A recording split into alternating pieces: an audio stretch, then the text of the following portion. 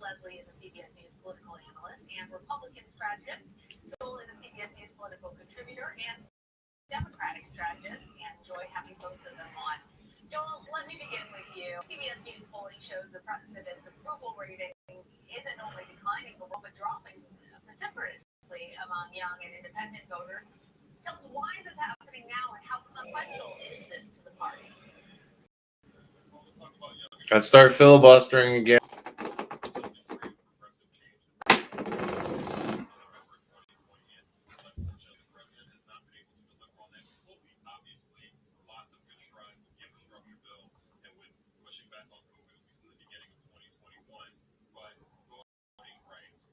So the infrastructure bill did pass.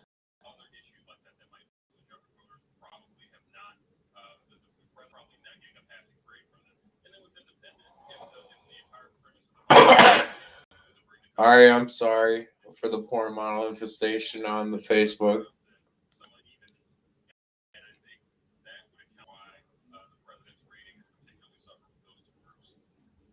Leslie, what do you think is leading to the dissatisfaction among independent voters, and what's the roadmap to win back this group for the future? I think Joel did a really good job of explaining a lot of those progressive ideals that young voters tend to be mercurial about, right? But the biggest one that we heard the most about, campaign promise-wise, was the forgiveness of student debt, and that escalation as it ties into the economy, not ignore this articulation. This is a 40-year trend that really, regardless of socioeconomic status or your age group, you're continuing to feel the pang of the pain buying basic household goods. That increasingly has a dynamic effect on younger voters. And voters, for many reasons, they're watching not only the market, their policy. No, it's a scholarship to do accept you, and you get off probation.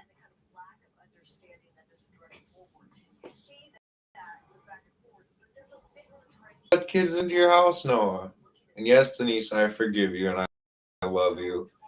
And Dr. Joe Biden, please give Dr. Joe Biden a hard time. And that isn't just on a few different policy ideas. That is a really turning, and even a Gallup poll says for the first time since the 1990s, Americans are favoring the Republican Party. So to answer this, then go to Harvard, Noah. Republicans are looking at everything from a parent's bill of rights, or education reform, looking at ensuring that the economy keeps moving, that there's no more mandates of people required to stay home and shutting down any type of business. There's not a tolerance for that. And again, increasingly border security and national security. Those are upticks. So you know what, Noah? I didn't want to tell you. Coalescing around the sense of those ideas. And Esme, they my team.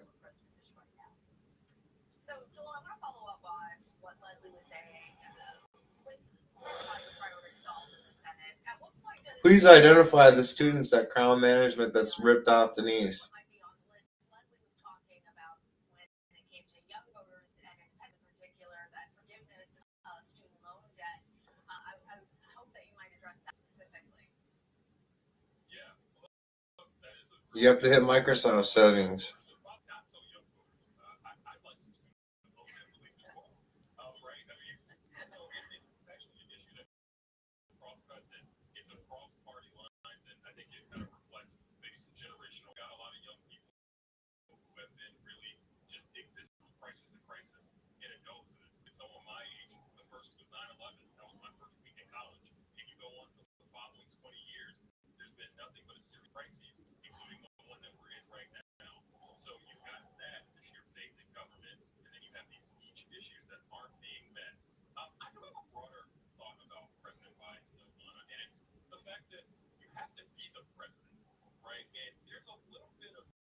Number 4, Joe Biden, such defamatory comments.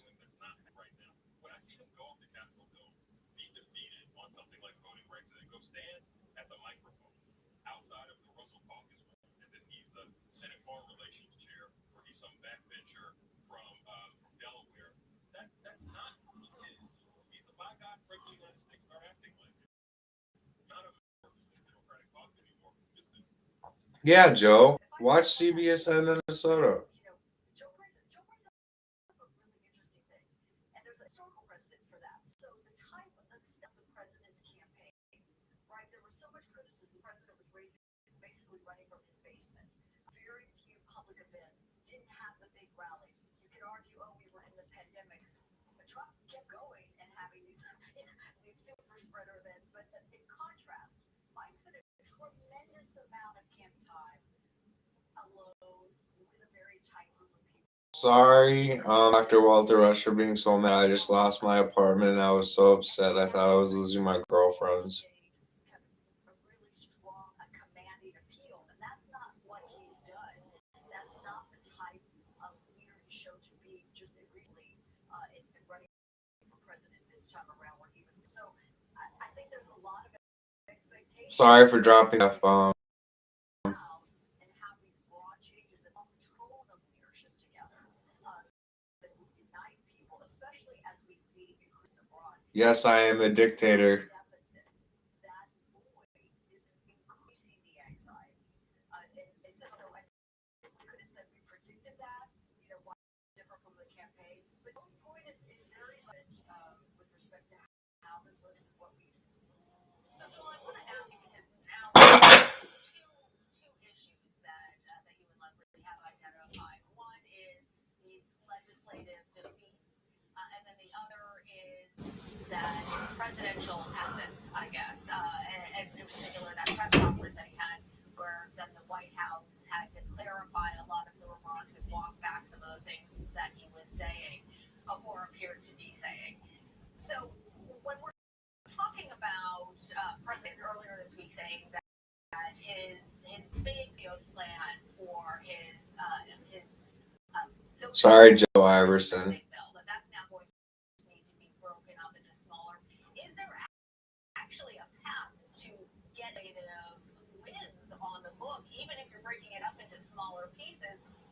Or is there something else that he should pivot and try and be doing from the perspective of a Democratic strategist? There is a path. Look, some of those items in Build Back Better, while some Republicans may not like the entire package, there are going to be things that are going to be palatable to some. I'm down for the revote. Even if they disagree with the president broadly. Mitt Romney. I just want to keep my seats. Agreeing with kind of some of the parts of the agenda, but when even pass it as a package, you could probably get at least Murkowski or Susan Collins to come on board. There's probably a half dozen Republicans who would be. Alright, just select your team of females. Work with Jesse Ventura.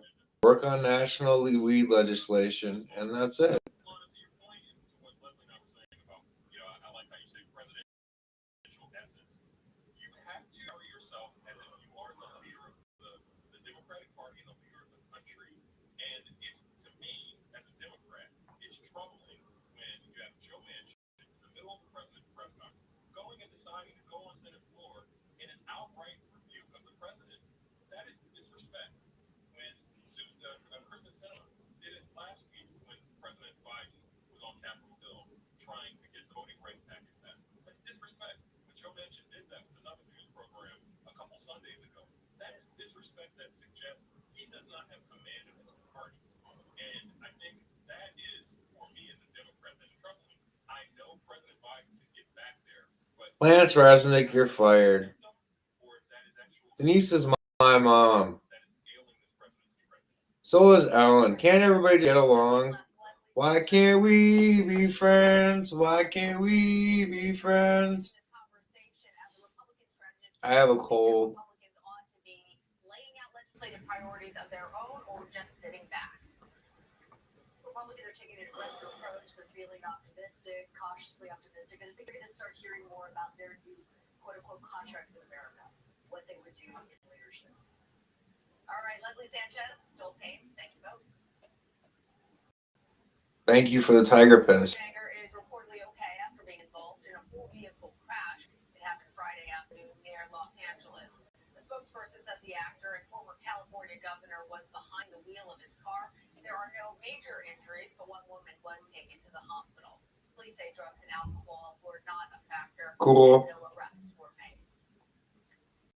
Help is pouring in for families left homeless by the deadliest fire in New York City in 3 decades. Investigators say the cause was a malfunctioning space heater.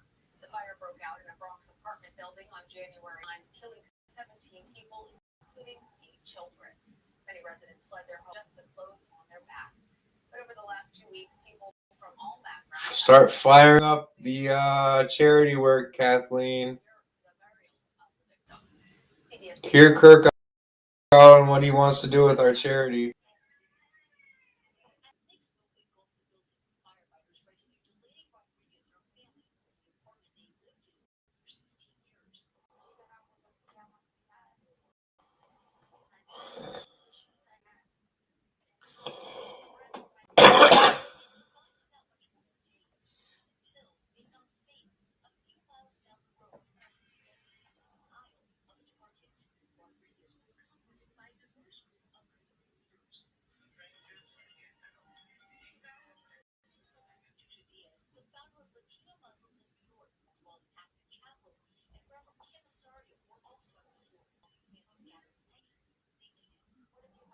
Noah, stop hurting people's feelings. Just do it. Just stop.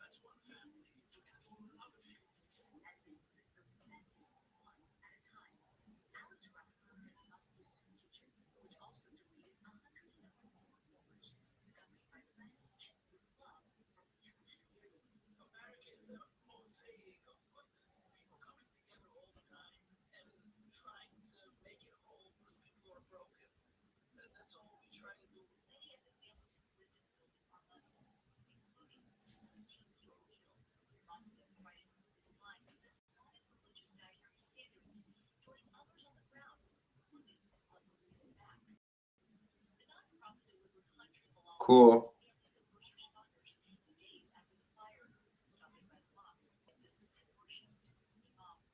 That makes me cry. I don't believe in any mosques being burnt down. Assalamu alaikum.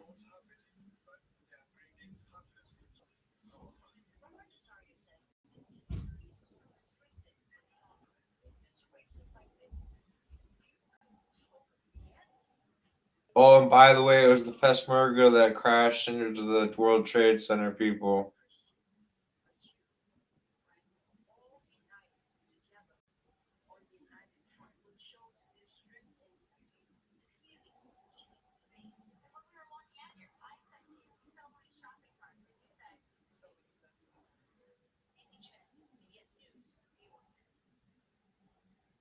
London's new Wimbledon Theatre paid tribute to the late great award-winning rocker and actor Meatloaf Friday night.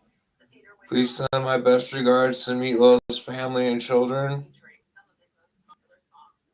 As fans arrived for the evening performance, the lights outside of the venue were turned off for 30 seconds in his memory.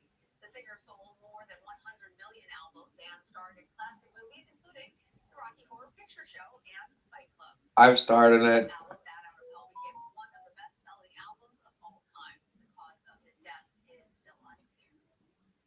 British Prime Minister Boris Johnson is used to criticism and opposition, and now he's getting it from his own party. Are you marrying Boris Johnson, the Queen Mom? Of his latest challenge, many lawmakers are criticizing Johnson. I've had tea with them. Every type of festive gathering, the government told the general public that they should avoid. CBS contributor Simon Bates has more on this week's London Calling. And as always, a reminder that Simon's opinions are his own, not necessarily reflective of CBS News.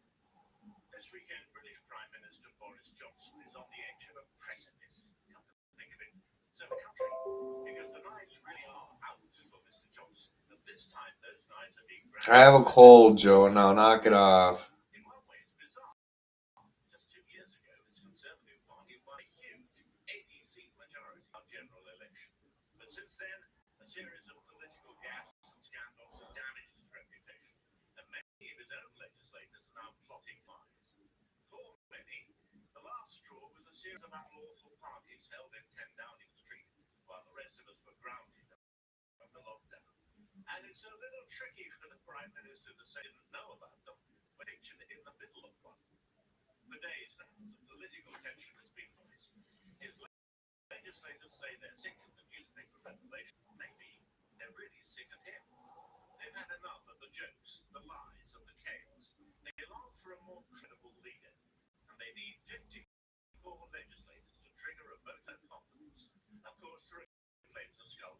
legislator went public with accusations of threats against his colleagues.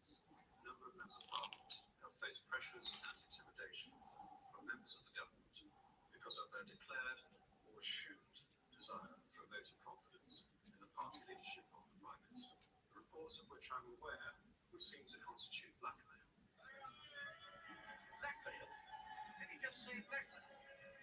Another Conservative Party legislator very publicly jumped ship, literally crossed the floor of Parliament to join the cheering opposition. She's in Canada.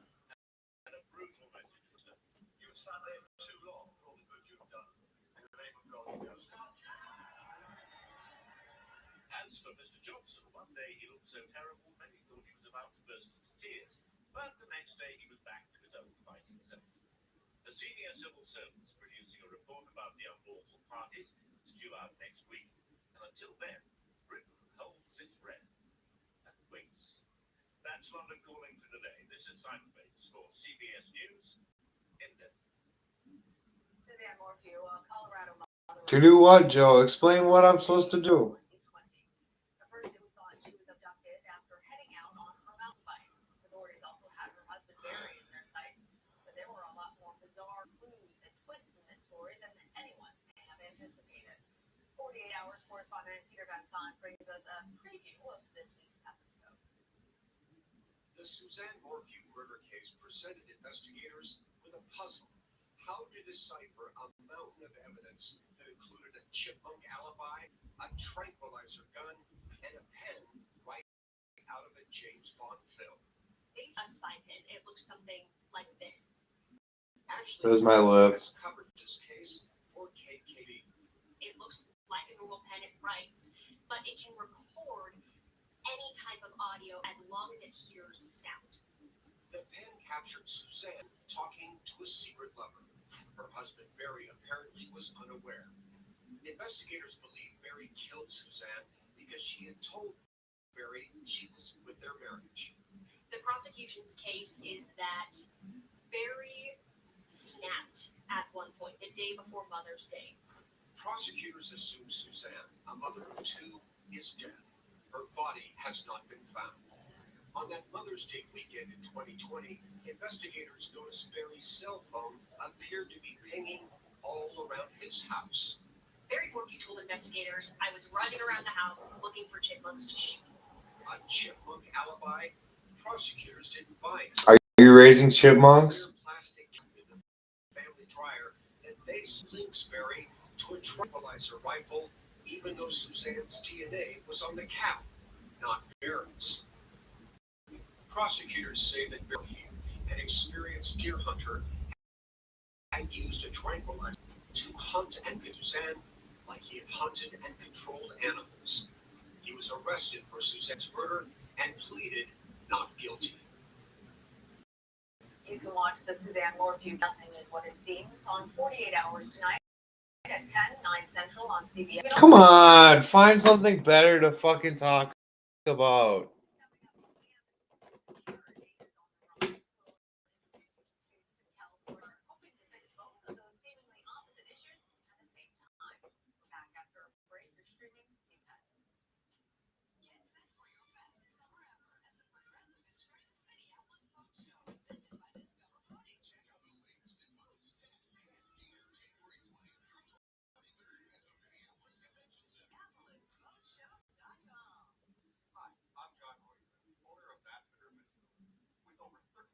Will you actually sleep with me, Ariana Grande?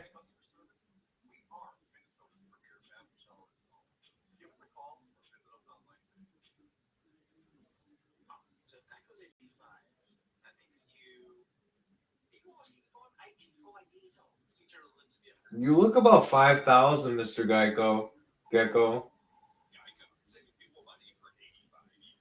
Anything your wild child does, Campers Cruisers 360 Fit can too.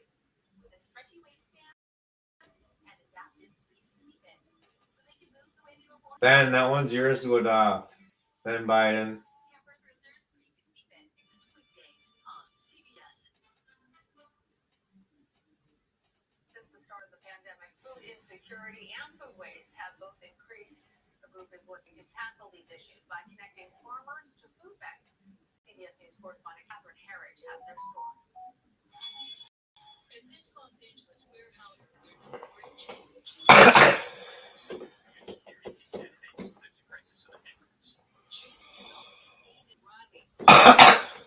Projects. They've been at it since middle school. Part of the reason that friendship stayed really strong is because we always liked to do projects together, and it was always annoying our parents. But then as we got older, it became something that actually like was fruitful for us, figuring out what it is we like, what we want to do in the world. Launched during the pandemic, FarmLink is their most ambitious project yet. We're growing enough food to feed every person. Hi, Bernie Sanders. Can we get Bernie Sanders on CBS Minnesota?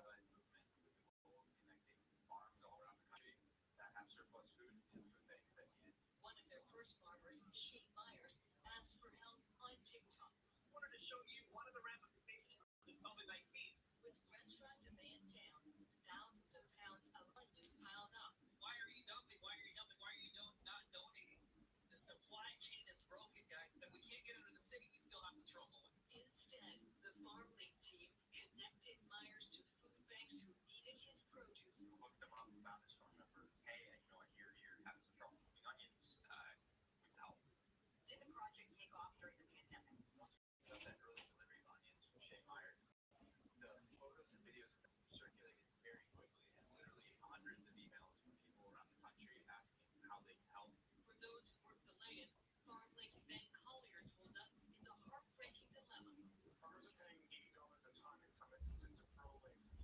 Quality foods like these lemons, Put it in landfills and farms to grow more crops and turn it into fuel. What do you want people to know about the environmental impact? It plays one of the most significant roles in climate change. It ends up growing and producing methane. The food waste of the country is largest in the area of greenhouse gas emissions. Our job is here as a farm project is to create a connection with our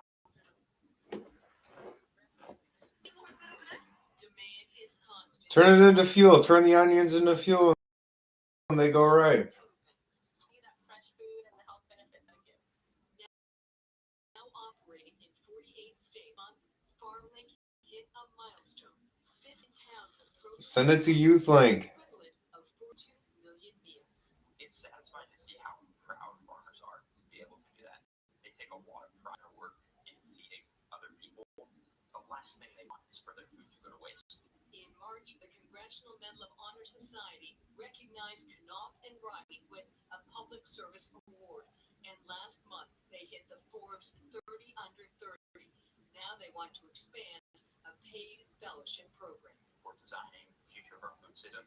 It needs to be people from all walks of life, not just people who have the luxury to donate that time during the week. These friends saw a solution where others saw blocks. Part of something that felt more important. One Los Angeles man is spreading pity on social media. Caitlin O'Kane brings us his story. Yeah. I forgot my wallet today, and I literally just want to buy this Lunchable. Would you buy it for me? Really? I have to tell you something. All your groceries are free today. We're buying all your groceries. Isaiah Garza talks to strangers, a lot of them. Sometimes pays for their groceries by first asking if they can pay for his. Is that okay? Yeah. Gives people clothes or food, or just stops them on the street to give them a compliment and a flower. Excuse me. I just wanted to say that I love your hat. I wanted to give you these flowers. Isaiah, YouTuber and TikToker who use social media for good.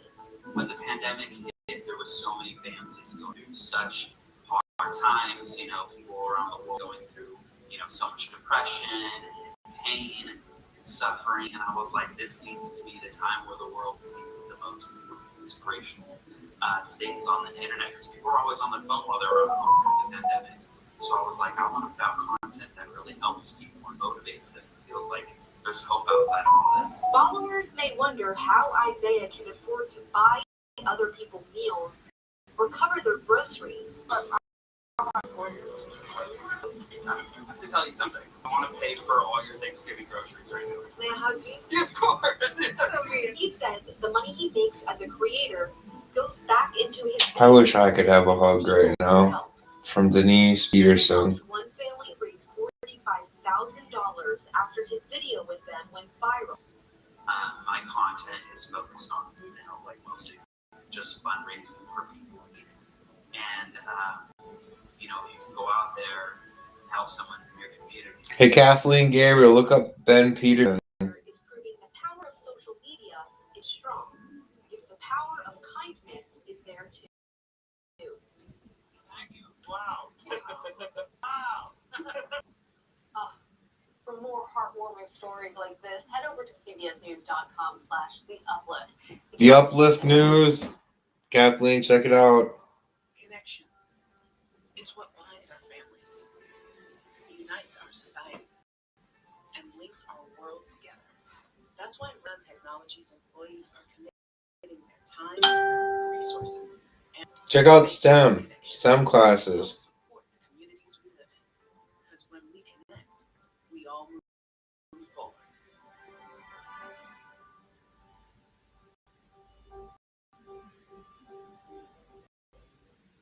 Better from your body wash?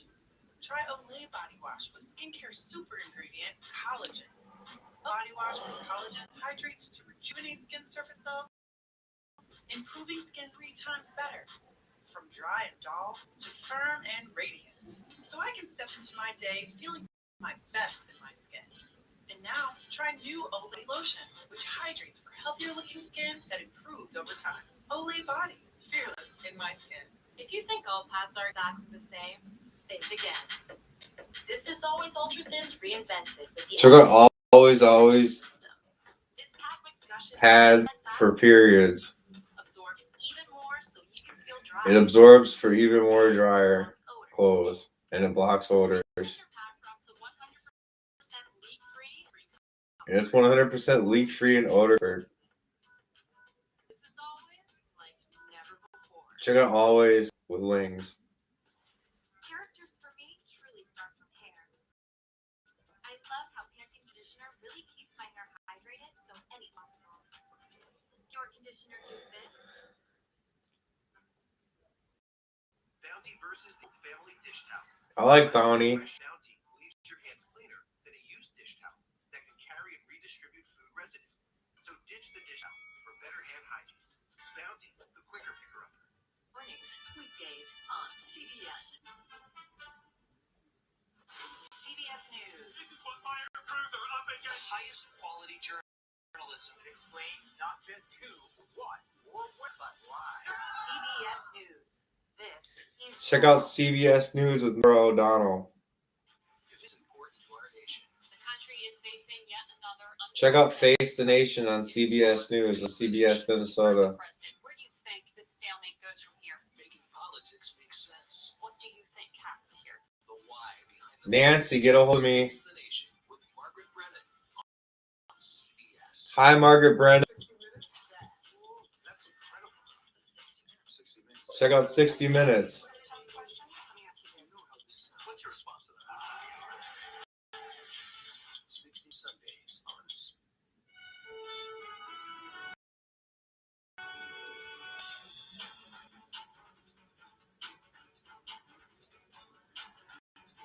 Hello, everyone. I'm Lana Zach.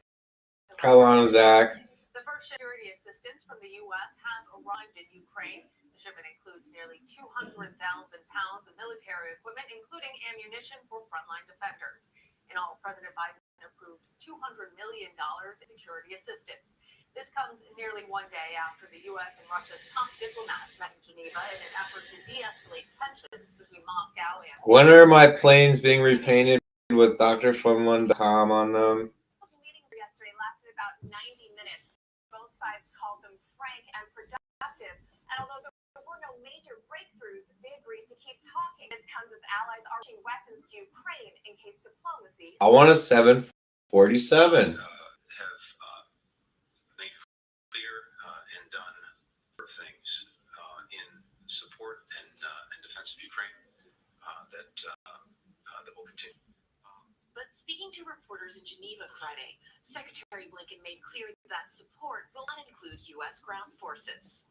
Ukraine. Well, I'm so young for this, huh? It's not covered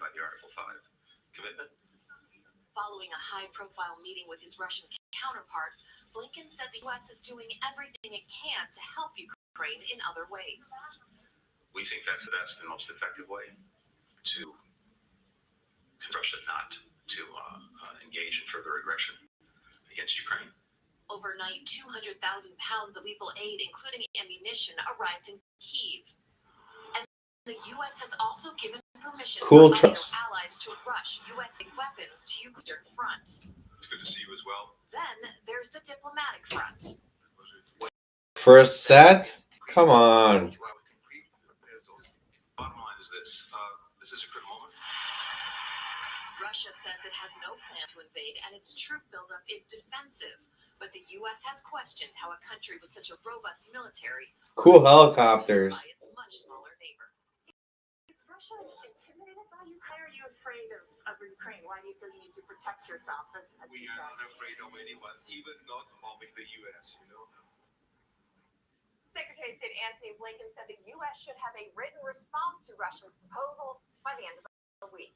Lana? Christina, thank you. For more, I'd like to bring in retired CIA Chief of Russian Operations, Steve Hall.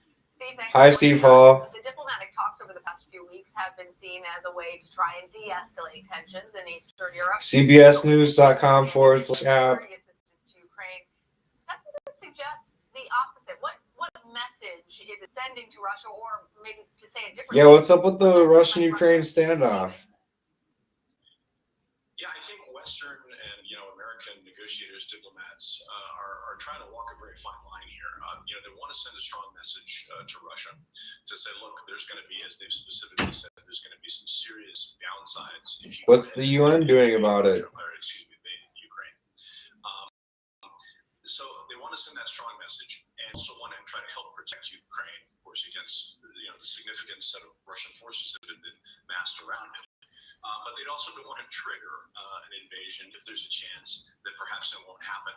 So strengthening Ukraine, but by the same time trying not to provoke Russia, I think is the goal here. And you'll notice that the Secretary of State mentioned the Article 5 part of the NATO treaty, which is an attack against one is an attack against all. And he specifically said that Ukraine doesn't fall into that camp. And that sends another message to Moscow, which will not be missed. Certainly. And given that, what implications are there then for the possibility of a Russian invasion? Well, unfortunately, we just don't know at this point. It'll either happen or it won't happen. And that sounds a bit flippant. But, on the one side, you've got Russia, who I don't think is to be believed, saying, look, we don't, all of these weapons that we're now surrounding you with, from the north, east, and south, they don't mean a thing that we're not intending to try to intimidate or try to invade. But of course, what are the other reasons for those armaments being there? There isn't really a good reason, given the fact that Ukraine, not unlike a couple of years ago in Georgia, has begun to express more and more interest in sort of joining the West, and that's the true threat for Moscow. Right. So, given all of that, Steve, some might be questioning if the debate we've been seeing is just for show.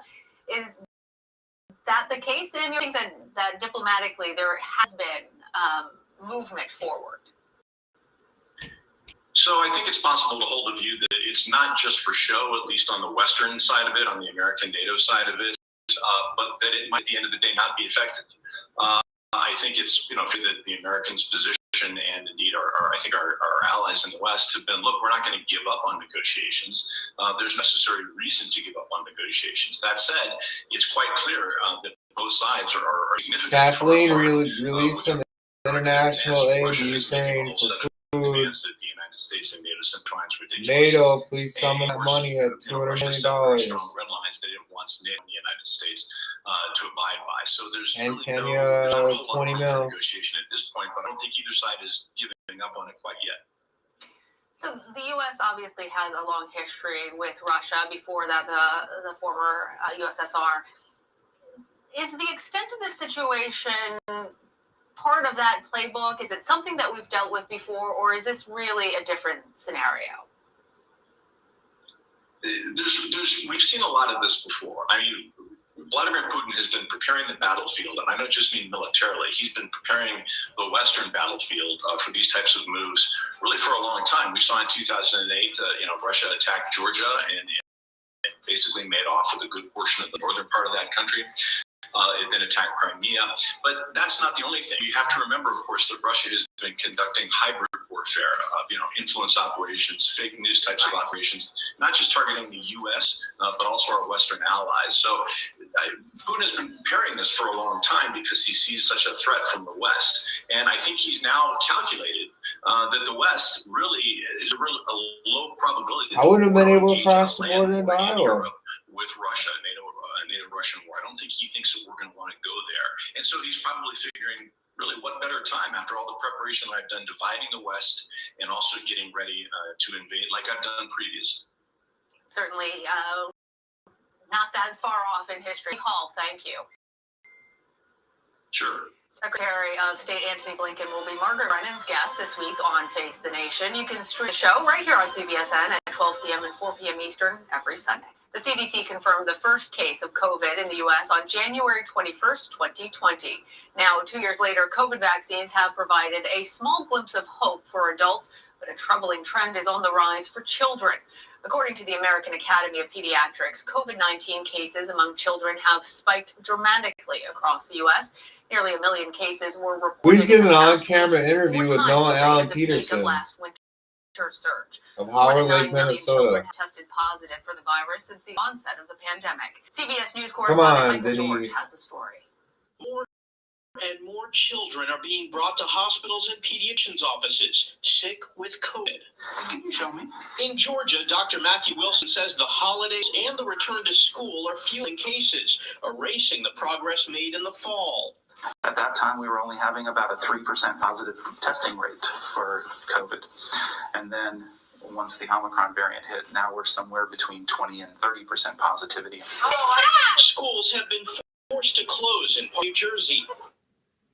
Some Texas parents have been asked to fill in as substitute teachers. We have a lot of teachers and administrators out because of COVID, either because they have tested positive. And Kansas City's Children's Mercy Hospital set a record with 32 hospitalized children. 14 of them are under the age of 2, and 3 are in the ICU. Are they life-threatening? It's sad. It's so unnecessary. Many are unvaccinated, of course, not yet eligible to get a shot. Vaccines and boosters are more important than ever in our fight against Omicron. In California, legislation introduced Thursday would allow children as young as 12 to get an FDA-approved vaccine without a parent's consent. Because of how many people we've gotten vaccinated, the country is in a much stronger position to face Omicron and to deal with COVID going forward. At the White House, hopeful signs in the fight against Omicron were reported Friday. We are starting to see steep declines in areas that were first peaking, so areas of the Northeast, New York, Rhode Island, Connecticut are really starting to come down. That also means that some areas are higher than they had been before, but overall, nationally, the case numbers are coming down. We need to hire more reporters in the state of Minnesota to go out in the cold. But health officials caution we're not out of the woods yet. They say more than 2,000 Americans are still dying every day from COVID, so mask mandates are still necessary. A New York City police officer is dead, and another is in critical condition after a shooting in Harvard. PD has identified the fallen officer as 22-year-old Jason Rivera. He'd been on the job for just over a year. The NYPD says the incident happened after a woman called 911 and reported she was having a dispute with her son inside her apartment. After arriving, the situation escalated, with the woman's son allegedly firing shots, striking the officers.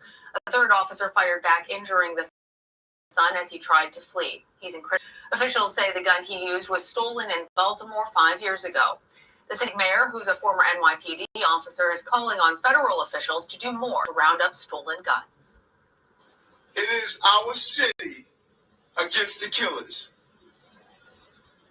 It is our city against the killers. This was just not an attack on 3 brave officers. This was an attack on the city of New York.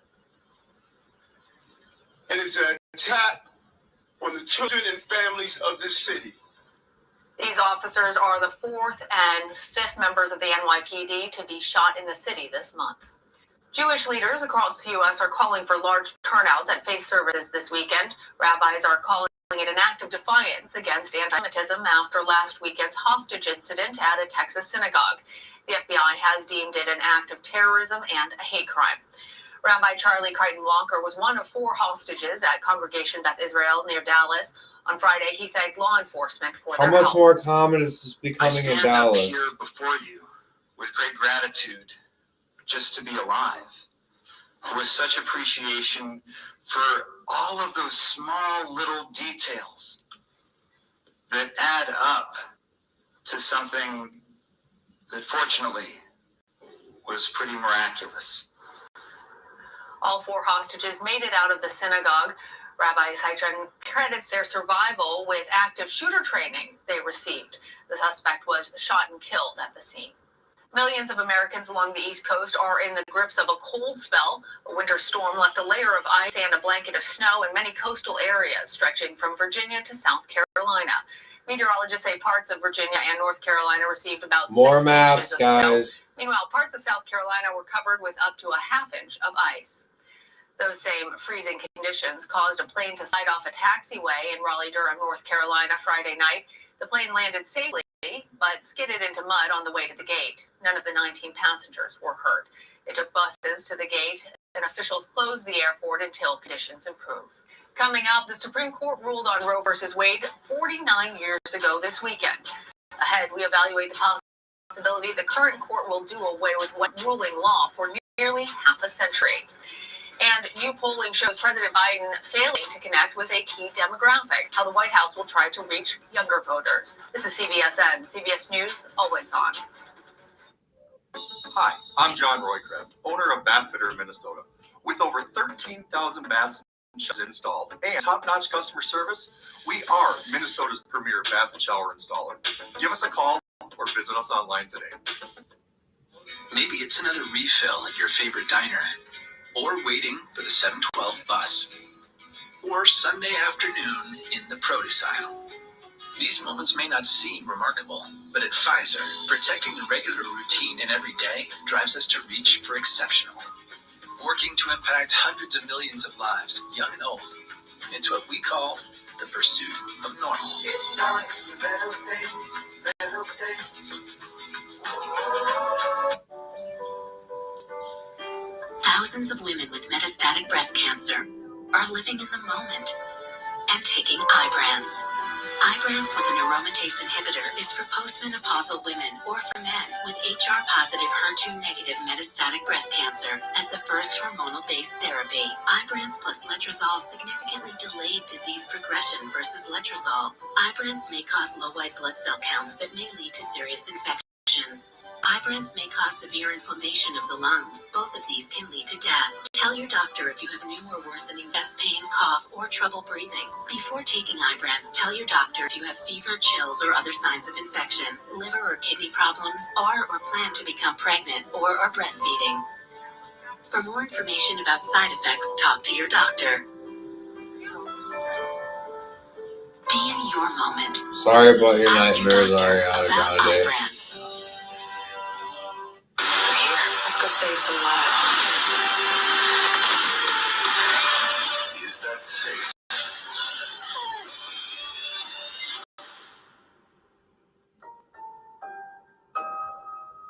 Weekdays on CBS. The FBI says Gabby Petito's boyfriend admitted to killing her. The agency released Thank its you, final Star report Trek. case Friday. It says Call 23-year-old Dr. Spock. Landry wrote in a notebook found near her remains claiming responsibility for his 22-year-old fiance's death. Petito's body was found in Wyoming in September. Authorities found Landry's body in Florida a few weeks after that. A 6.6 magnitude earthquake rattled southwestern Japan on Saturday. So far, officials say 13 people were injured, but no deaths were reported. Video from local media shows burst pipes, collapsed roads, and debris from damaged buildings. The epicenter of the quake hit 30 miles off the coast of Kyushu, but no tsunami warning was issued.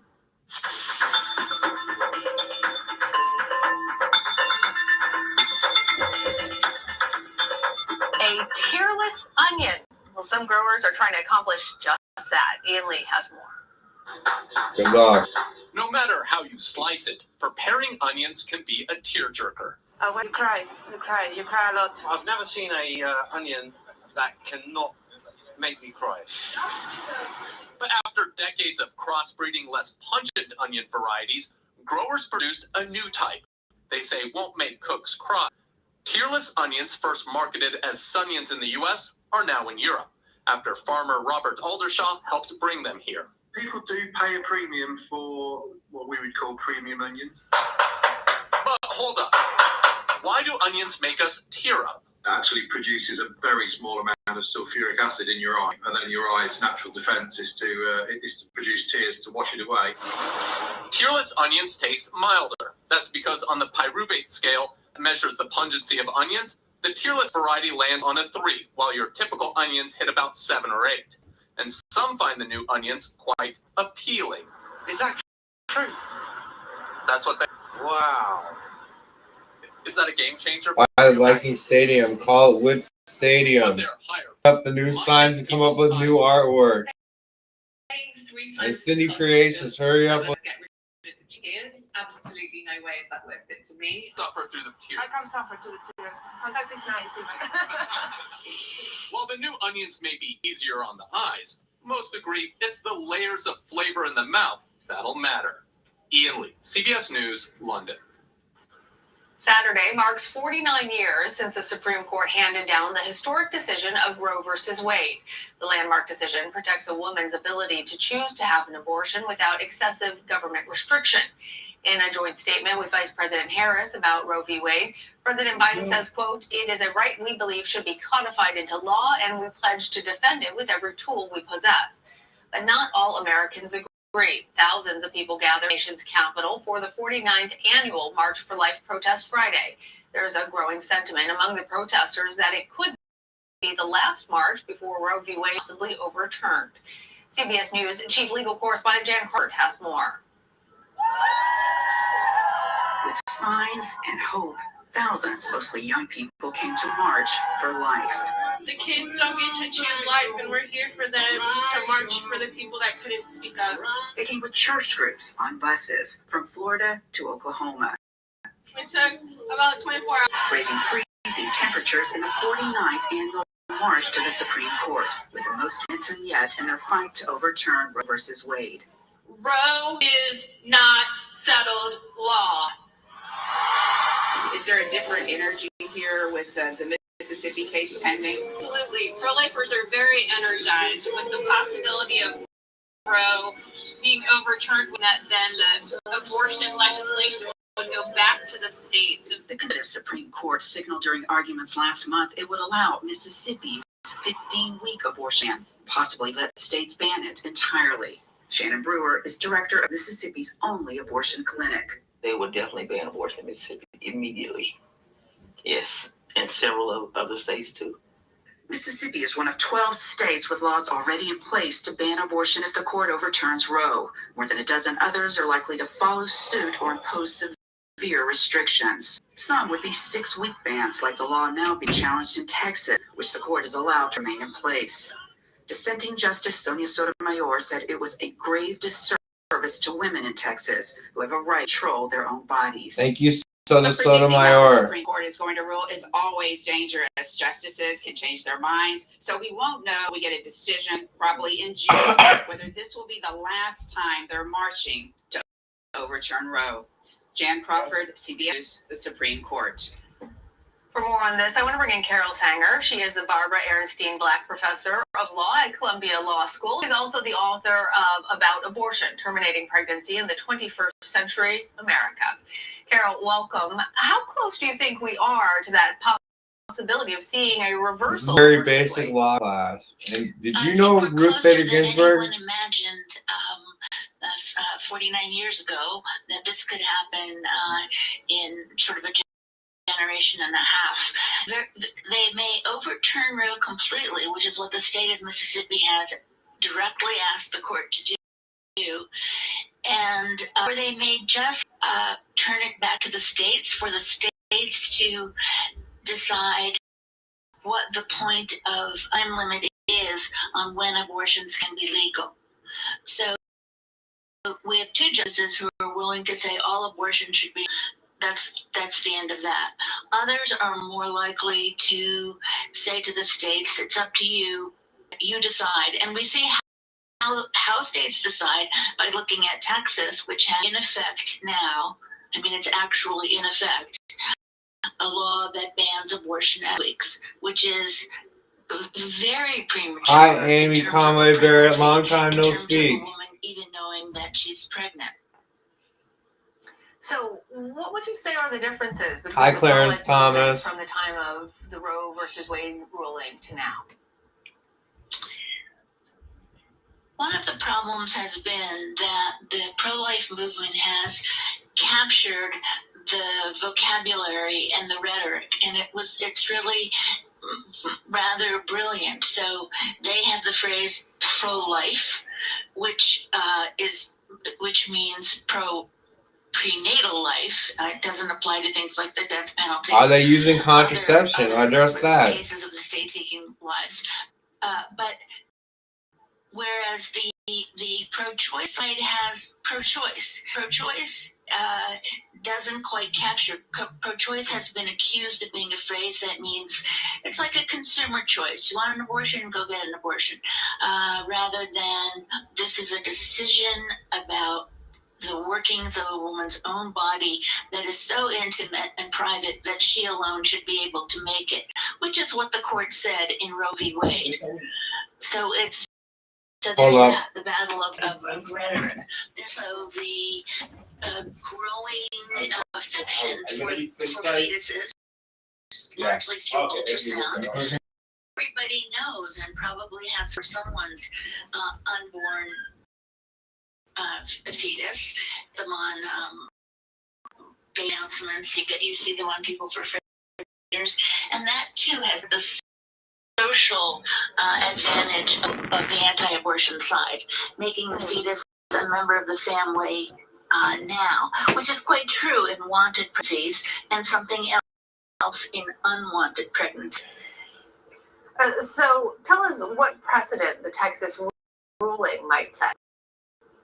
Well, the Texas ruling is going to come before the Mississippi ruling. I think that SB 8, it looks like the court doesn't have to.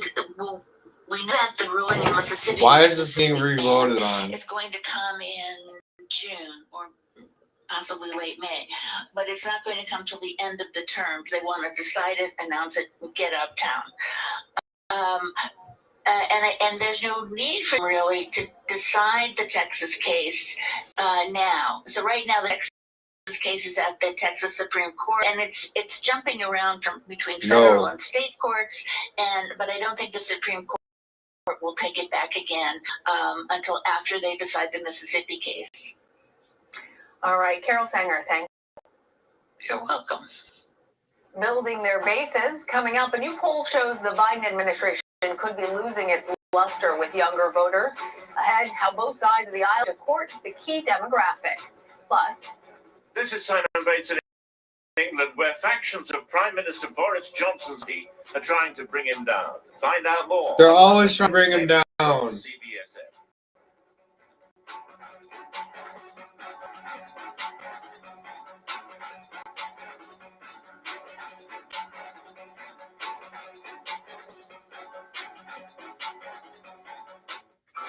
An original documentary on CBSN. Only God can fix the problems we face as a country. The right's fight for a great nation. We love God, but we also country, and we're going to fight for it.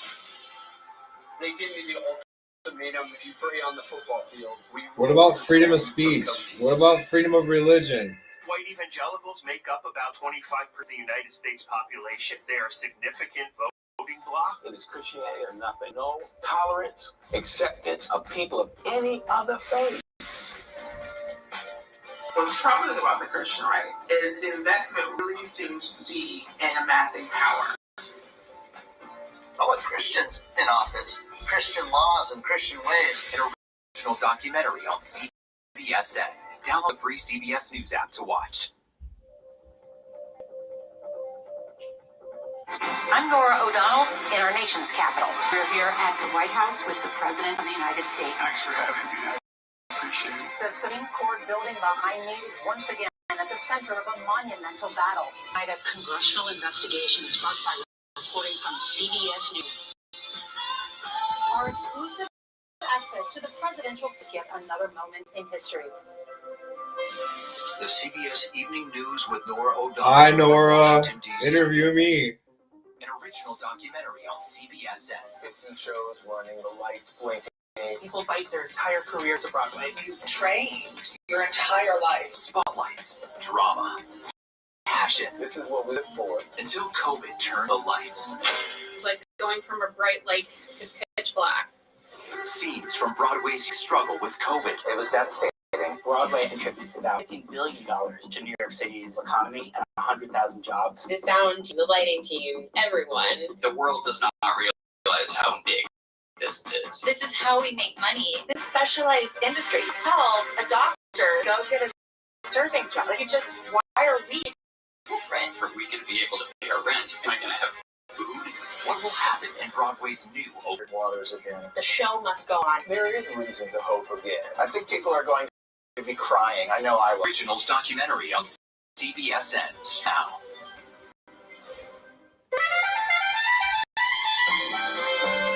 Welcome to CBS Mornings. Up next, stories you'll be talking about today. Big deal. People stop me on the street and say, I always learn something new every day when I watch your show. This morning we're going to be good news. Oh, you just good news. Just follow me. I'll lead the way.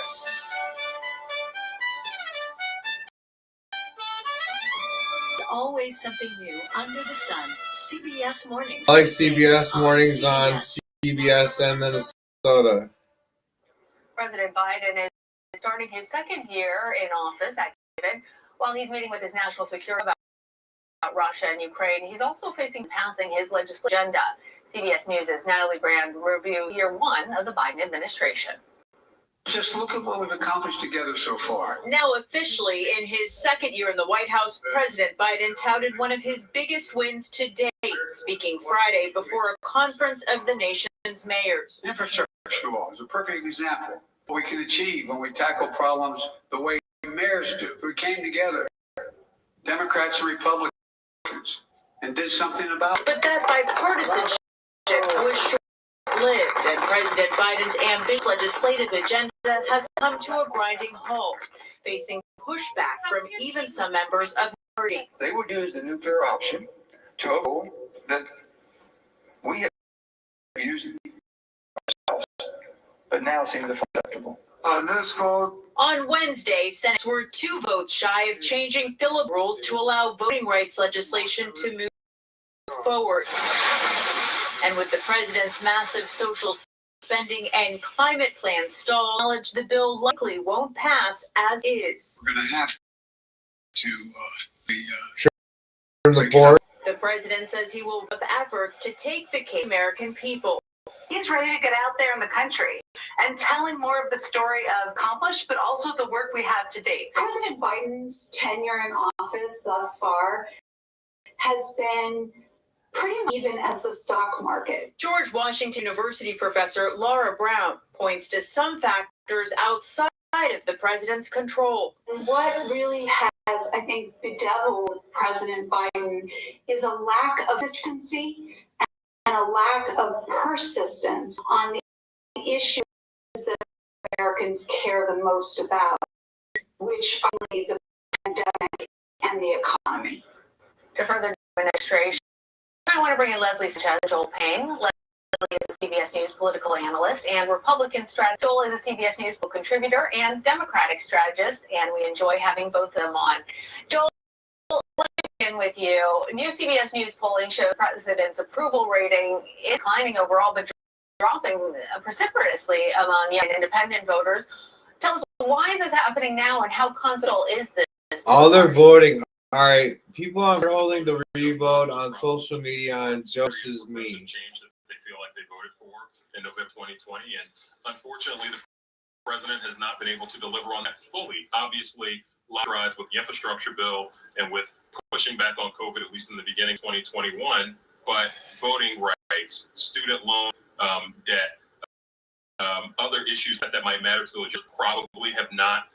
The president is probably not getting a passing grade from them. And then with independents, if the entire premise of the Biden presidency was to bring the country back together and to restore some normalcy, you still, Professor Brown said, unevenness. And I think that would account for why the president's rating has particularly suffered. Biden, want a hellfire up your ass? What do you think is leading to the dissatisfaction among independent voters, and what's the roadmap to win back this group for the midterms?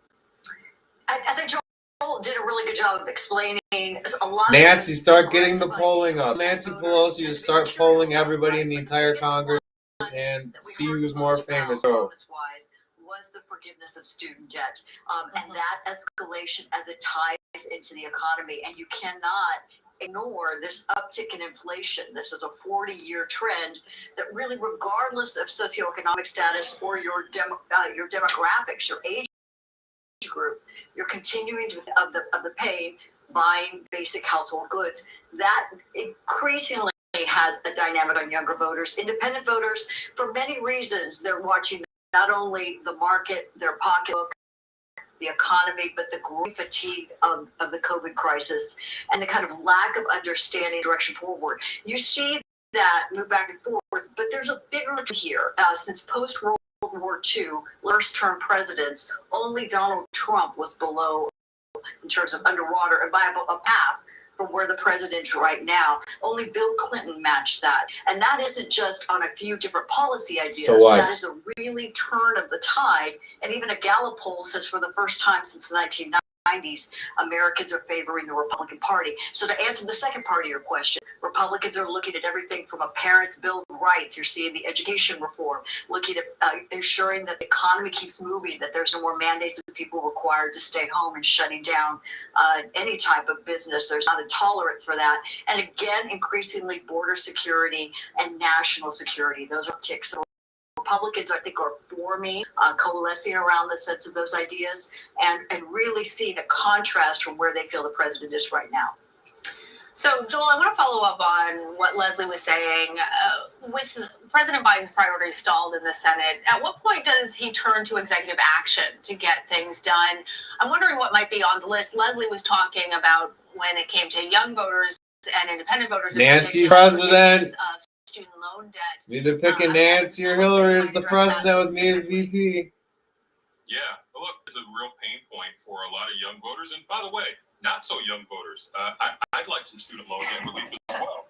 Right? I mean, so it's actually an issue that cross-cuts, and it's across party lines, and I think it kind of reflects maybe some generational angst. You've got a lot of young people just existing from crisis to crisis in adulthood. If you look at someone my age, the first crisis was 9/11. That was my first week in college.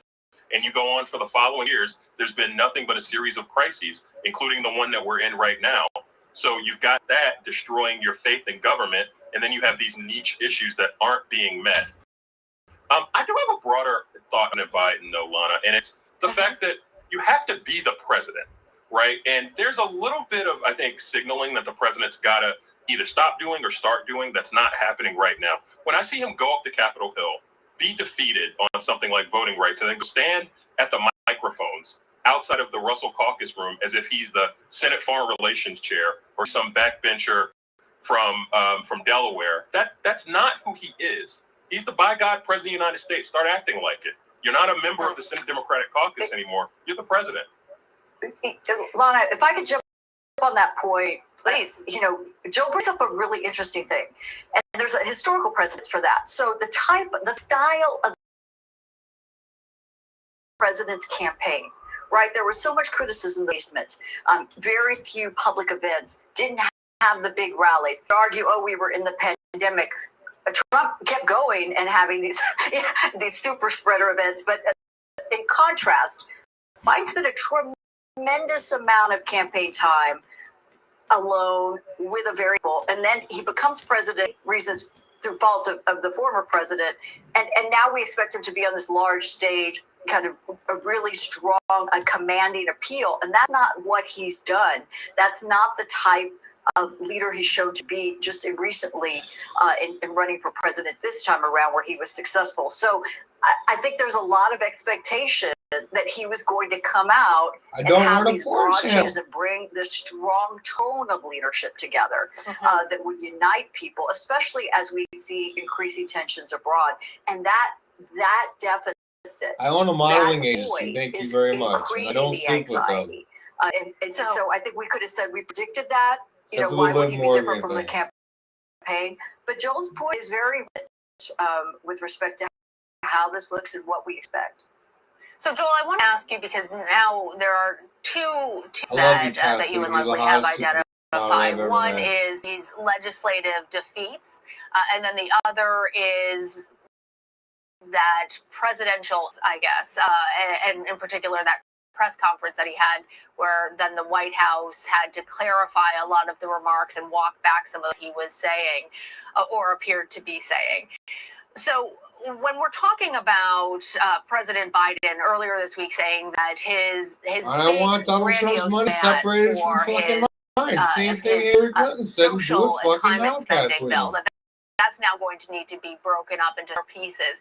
Is there actually a path to get any legislative, even if you're breaking it up into smaller pieces, or is there something else that he should pivot and try and be doing from the perspective of a Democratic strategist? I don't even know what I'm in I court think there for is on a April path. Look, 9th. some of those items in Build Back Better, while some Republicans may not like the entire package, there are going to be things that are going to be palatable to some of those Republicans, even if they disagree with the president broadly.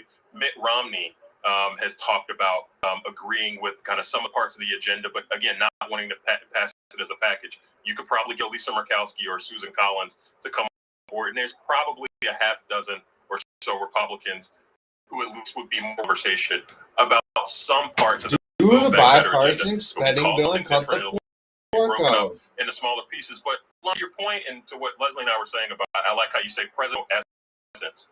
You have to carry yourself as if you are the leader of the Democratic Party and the leader of the country. And it's, to me, as a Democrat, it's troubling when you have Joe Manchin in the middle of the president's press conference going and deciding I to said go the on the same Senate thing. floor in an outright All by precedent. himself. That is disrespect. When Kristen Sinema did last week, when President Biden was on Capitol Hill trying to get the voting rights package passed, that's disrespect. When Joe did that with another news program a couple Sundays ago, that is respect that suggests he does not have command of his party. And I think for me as a Democrat, that's troubling. I hope President Biden can get back there, but that is, I don't know if that's symptom or if that is actual the disease itself. I say that yes is to the ailing his spending presidency package right and now. the spending bill. All right, only with a quick second left, Leslie Sanchez, want to ask you very quickly, given the way that things are going, given this conversation, as a Republican strategist, do you think that Republicans ought to be laying out legislative priorities of their own or just sitting back? Republicans are taking an aggressive approach, optimistic, cautiously optimistic, and I think you're going to start hearing more about their new quote contract with America, what they would do in leadership. All right, Leslie Sanchez, Joel Payne, thank you both. Arnold Schwarzenegger is reportedly okay after being involved in a four-vehicle crash Republican to that happened say yes, Friday Joe. afternoon near Los Angeles. The Start spokesperson says the filibustering actor and again. former California governor was behind the wheel of his car. There are no major injuries, but one woman was taken to the hospital. Police say drugs and alcohol were not a factor and no arrests were made. Help is pouring in for the family's list by the deadliest fire in New York City in decades. Investigators say the cause was a malfunctioning space heater. The fire broke out in a Bronx apartment building on January 9th, killing 17 people, including 8 children.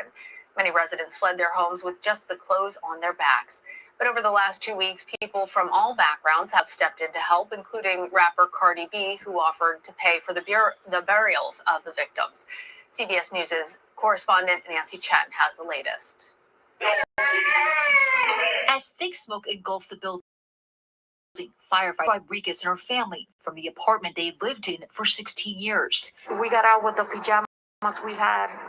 I took just the shoes I have and ran with my kid. And they survived without much more for days until they found Faith miles down the road of a Target. Rodriguez was comforted by a diverse group of community leaders. Strangers are here to help you. And God will bless you for that. Tusha Diaz, the founder of Latino Muslims of New York, as well as an active chaplain, and Reverend Kim Osorio were also at the store helping. Hold on a second, everybody that's watching. I'll come back on the project.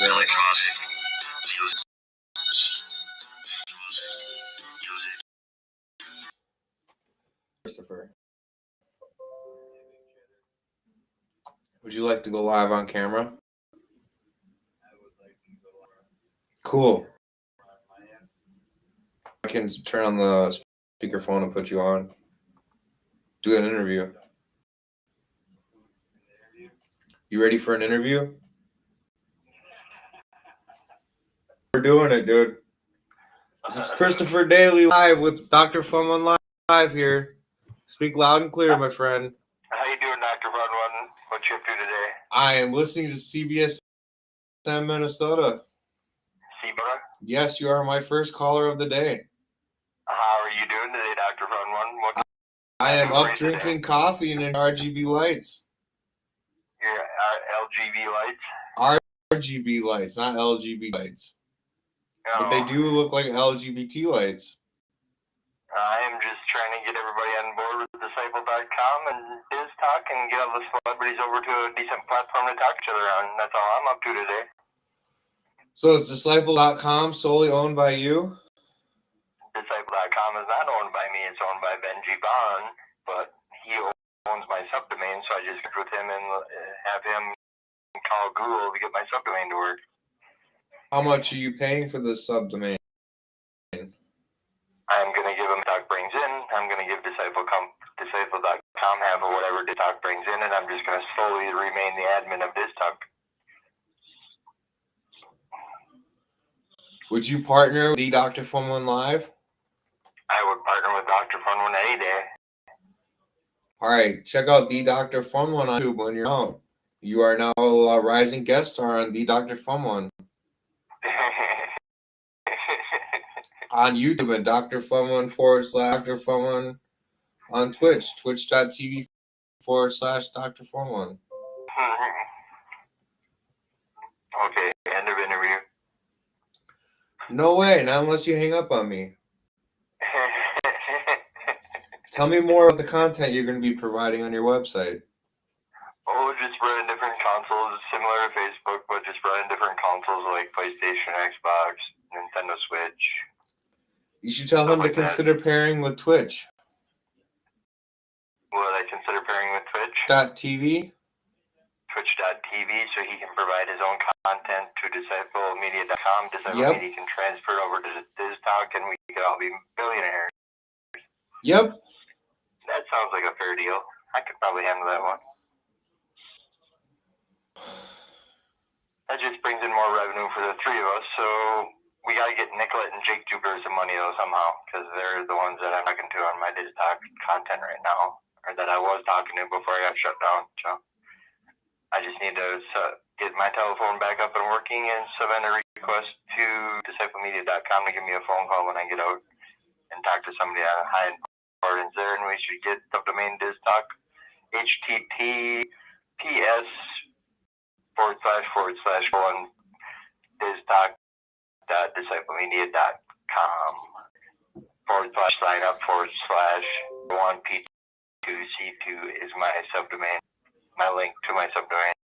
Is it still up and running? It is not. I haven't paid my $55 a month, but I got to talk to somebody about getting my subdomain told me to pay my $55 a month. Do you know how you can go about this? I do. I just had a hold of somebody at DiscipleMedia.com and talk to somebody in the UK. I can tell you how. You can go to Ratner.com or you can go to Namecheap.com and you can set that up yourself as an address forwarder.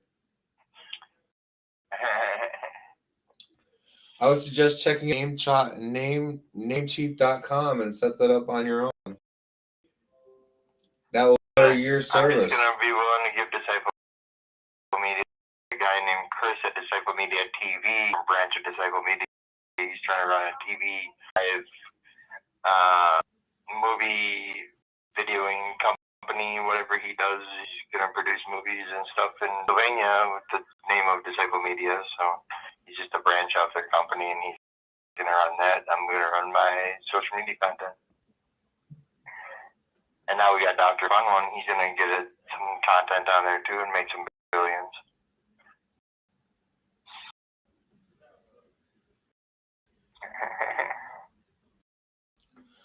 So I'm ordering some more equipment. What do you think about having some MP3s played on my show, Star Wars music? Goofy Star Wars music? Buy some MP3s off of all this crap and get this shit sent through my law firm. I got a law firm down in Sarasota that's been empty for like, I got to figure out something to do with it.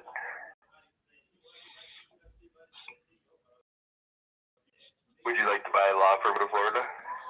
You would have to consider calling CGW Law Offices to partner with them. I would have to consider calling Daily Design Group because since I'm the owner of the law firm. Who is your lawyer on your commitment? Who's my lawyer on my commitment? He's a kook. He don't work for me. He doesn't do nothing for me. He don't even call me back. Have you tried calling CGW Law Offices? CGW offices? Yeah, you might want to call Kathleen and give her a try. Maybe she can get the doors open to Daily Design Group in Sarasota and have somebody. She might. Until professionally approve of you and I partnering together. I got EIN, TIN number to the company. I got everything to the company. There's no liens, there's no bankruptcies, there's no holds, there's nothing to the company. But just my ancestor died and he was an architect and left me a law firm.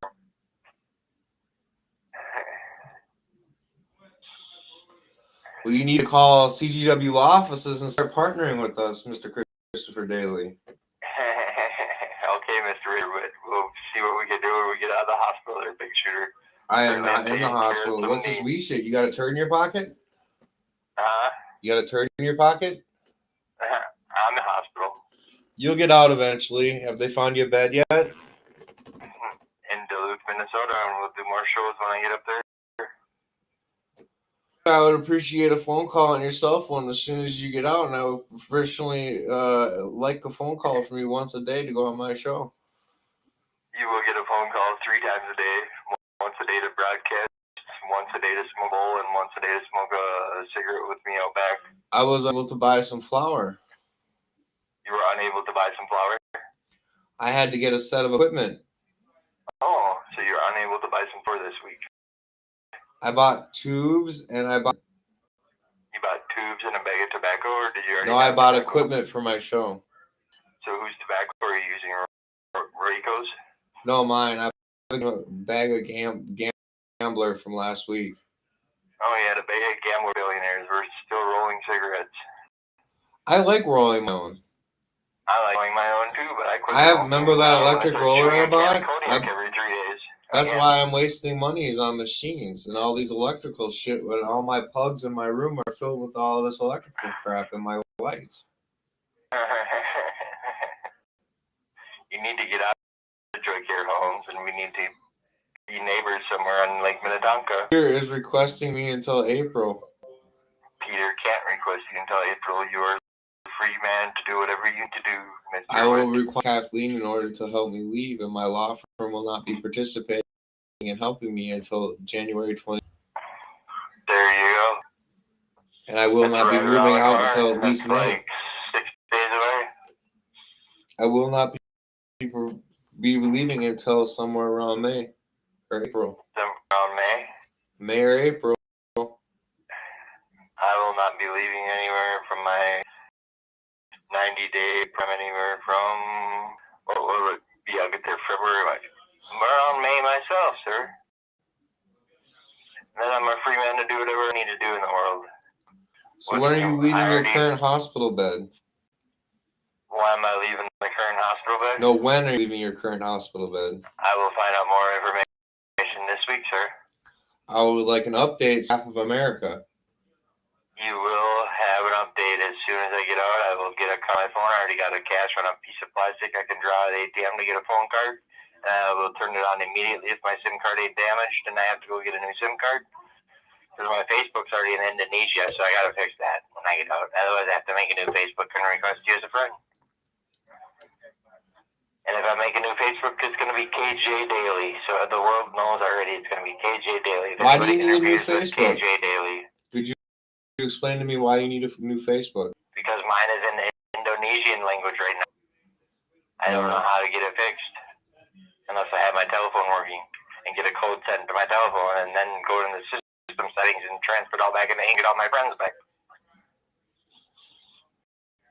So who's ever been texting anybody from Cristo Daily account this past month in Indonesian language? Well, thank you for telling our viewership. Because I post Facebook about the whole diss talk thing I started, and he's mad now. Zuckerberg's mad. He has competition, and he knows that Disciple owns me right now, and I own Disciple right now. So we gotta have an episode of Shark Tank on the telephone for an hour or 20 minutes, however long it takes to merge businesses and agree and sign contracts and this and this. That I will give them. Do you know how to get a hold of Mark? To get a hold of Mark, you type at Mark Z or at Mark Zuckerberg. When you put the French fries is ready. When you're done. All right, Mr. Christopher Daly, I'm going to take a break and have some French fries. Well, you go have some French fries. I just had myself a beautiful hamburger with some lettuce and a coffee cake. And now I'm going to go drink my coffees. And I'm going to think about the first dip I'm going to have when I leave the hospital. Great. All right, peace out, Mr. Peace. Fun One.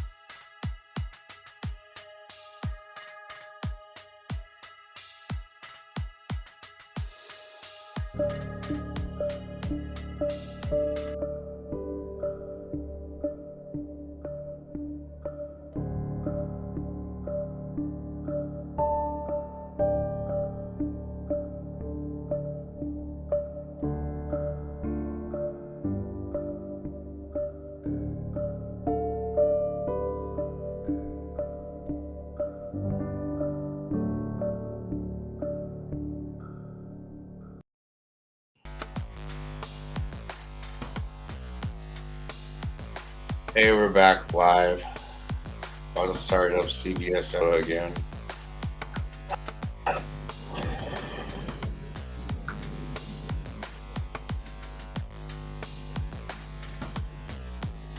cbsn.com.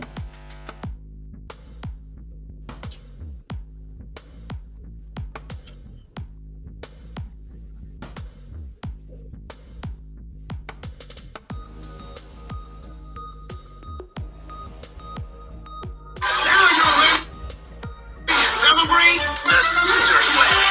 Download Caesar slots for free today to enjoy endless entertainment and infinite prizes. Whoa! Depression can be a really difficult thing to go through. Fortunately, people always have a lot of ideas to help you through. Cheer up. You have so much to be happy for. Try tennis? Because you're a Leo. Melatonin. Just go shopping.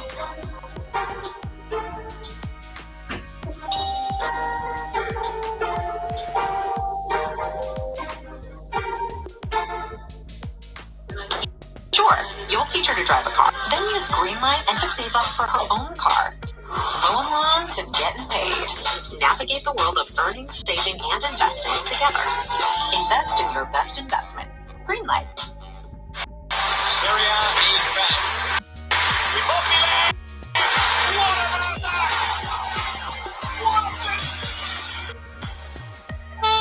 Check out our Mont There's Plus. always something new under the sun. CBS Mornings, weekday on CBS. Saturday marks 49 years since the Supreme Court handed on the historic decision of Roe v. Wade. The landmark decision protects a woman's ability to choose to have an abortion without excessive government restriction. In a joint statement with Vice President Harris about Roe v. Wade, the President says, quote, "It is a right we believe should be codified into law, and we pledge to defend it with every tool we possess." But not all Americans agree. Thousands of people gathered in the nation's capital for the 49th annual March for Life protest Friday. There's a growing sentiment among the protesters that it could be the last march Roe v. Wade is possibly overturned. CBS News chief legal correspondent has more. With signs and hope, thousands, mostly young people, came to march for life. To choose life, and we're here for them to march for the people that They came with church groups on buses from Florida to Oklahoma, it took about 24 hours. braving freezing temperatures in the 49th annual march to the Supreme Court, with the most momentum in their fight to overturn Roe versus Wade. Roe is not settled law.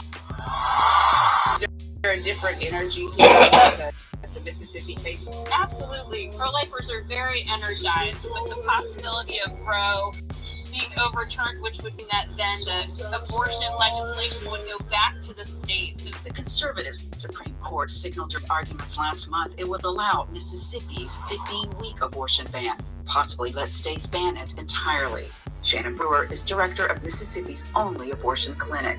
They would definitely ban abortion in Mississippi immediately. Yes, and several of other states too. Mississippi is one of 12 states with laws already in place to ban abortion if the court overturns Roe. More than a dozen others are likely to follow Let's suit. do a women's or impose severe protest for restrictions. rights Some on the of these Minnesota 6-week St. bans, Paul like the one Capitol now as being soon as challenged in possible. Texas, Come on, which the courts international allowed to community, remain do in it. place. Take a day. Dissenting Justice Sonia Sotomayor did a grave disservice to women in Texas who have a right to control bodies. But predicting how the Supreme Court is going to rule is always dangerous. Justices can change their minds, so we won't know until we get a decision, probably in June, whether this will be the last time they're marching to overturn Roe. Jan Crawford, CBS News. For more On this, I want to bring in Carol Tanger. She is the Bernstein Black Professor of Law at Columbia Law School. She's also the author of About Abortion, Terminating Pregnancy in the 21st Century America. Carol, welcome. How Do close do you Women's think we are Rights to March. that As soon as you possibility of guys can seeing pick a a date, let result? me know. CBSN Minnesota, when you guys can organize it. Esme Murphy, get on it. 49 years ago that this could happen in sort of a generation and a half. Help us pick a warm weather day, Chris Schaefer. Turn Roe completely, which is what the state of Mississippi has directly asked the court to do, or they may just turn it back to the states for the states to decide what the point of what the time limit is on when abortions can be legal. So we have two justices who are willing to say all abortion should be illegal. That's the end of that. Others are more likely to say to the states, it's up to you. You decide. And we see how states decide by looking at Texas, which has in effect now, it's actually in effect, a law that bans abortion at 6 weeks, which is very premature in terms of a woman even knowing that she's pregnant. So, what do you say are the differences between the pro-life movement from the time of the Roe versus Wade ruling to now? One of the problems has been that the pro-life movement has captured the vocabulary and the rhetoric, and it's really rather brilliant. So they have the phrase pro-life, which means prenatal life. It doesn't apply to things like the death penalty or other cases of the state taking lives. But whereas the pro-choice side has pro-choice, and pro-choice doesn't quite capture. Pro-choice has been accused of being a phrase that means the consumer choice. You want an abortion, go get an abortion. Rather than this is a decision about workings of a woman's own body that is so intimate and private that she alone should be able to make it, which is what the court said in Roe v. Wade. So there's that, the battle of rhetoric. There's also the growing affection for fetuses, largely through ultrasound, so that everybody knows and probably has fond feelings for someone's unborn fetus. You get them on baby shower announcements. You see them on people's refrigerators, and that too has been part of the social advantage of the anti-abortion side, making the fetus a member of the family now, which is quite true in wanted pregnancies and something else in unwanted pregnancies.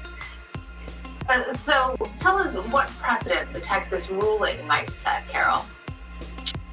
Well, the Texas ruling, I guess, is going to come before the Mississippi ruling.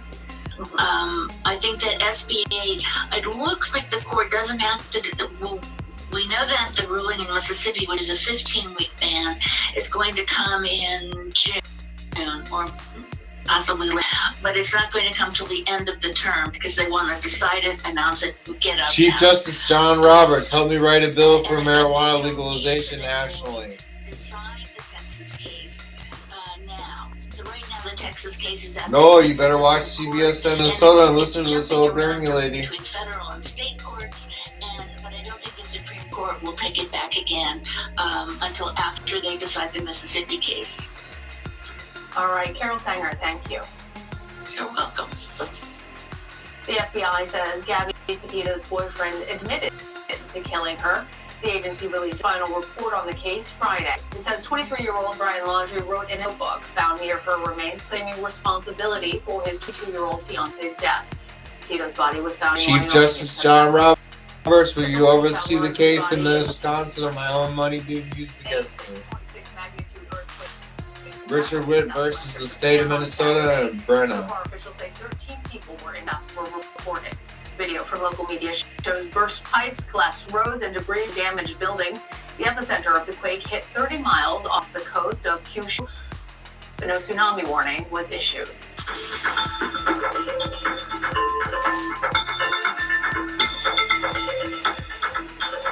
a tearless onion.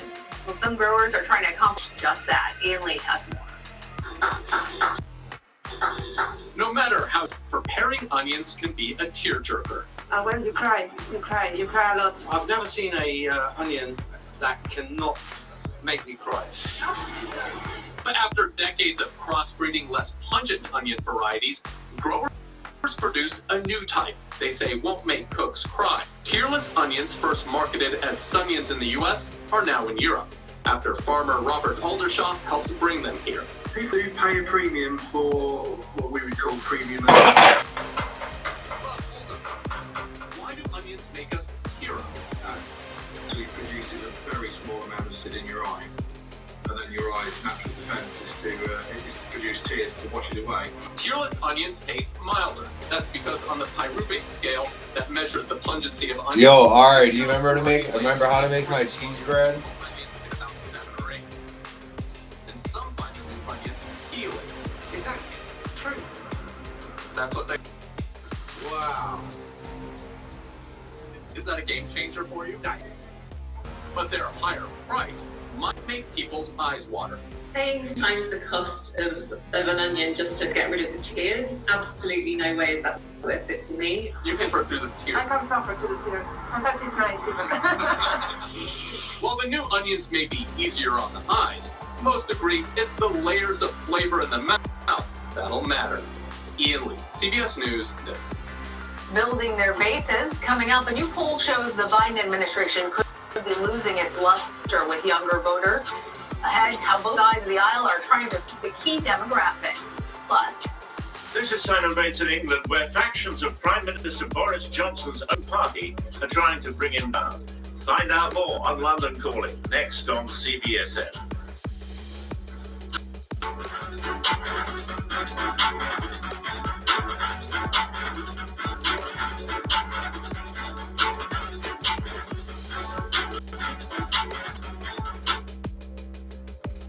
After my second baby, I had totally lost myself. I gained a lot of weight. I started tracking my food with MyFitnessPal. This has so many easy features. The barcode scanner. Now I teach all my clients what I've learned about macros and track MyFitnessPal.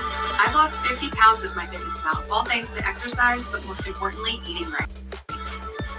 MyFitnessPal helped me find myself again, and these need to stay. MyFitnessPal, the #1 nutrition and food tracking app. Download MyFitnessPal for free. It's Caesar's Slide's 10th anniversary, and I'm here to make sure you celebrate the Caesar's way. Hey, man, chandelier! Roll out the red carpet! Where's my gold belly? Bring out the anniversary slot machine! Now you're ready to celebrate the Caesar's way. God, you got old.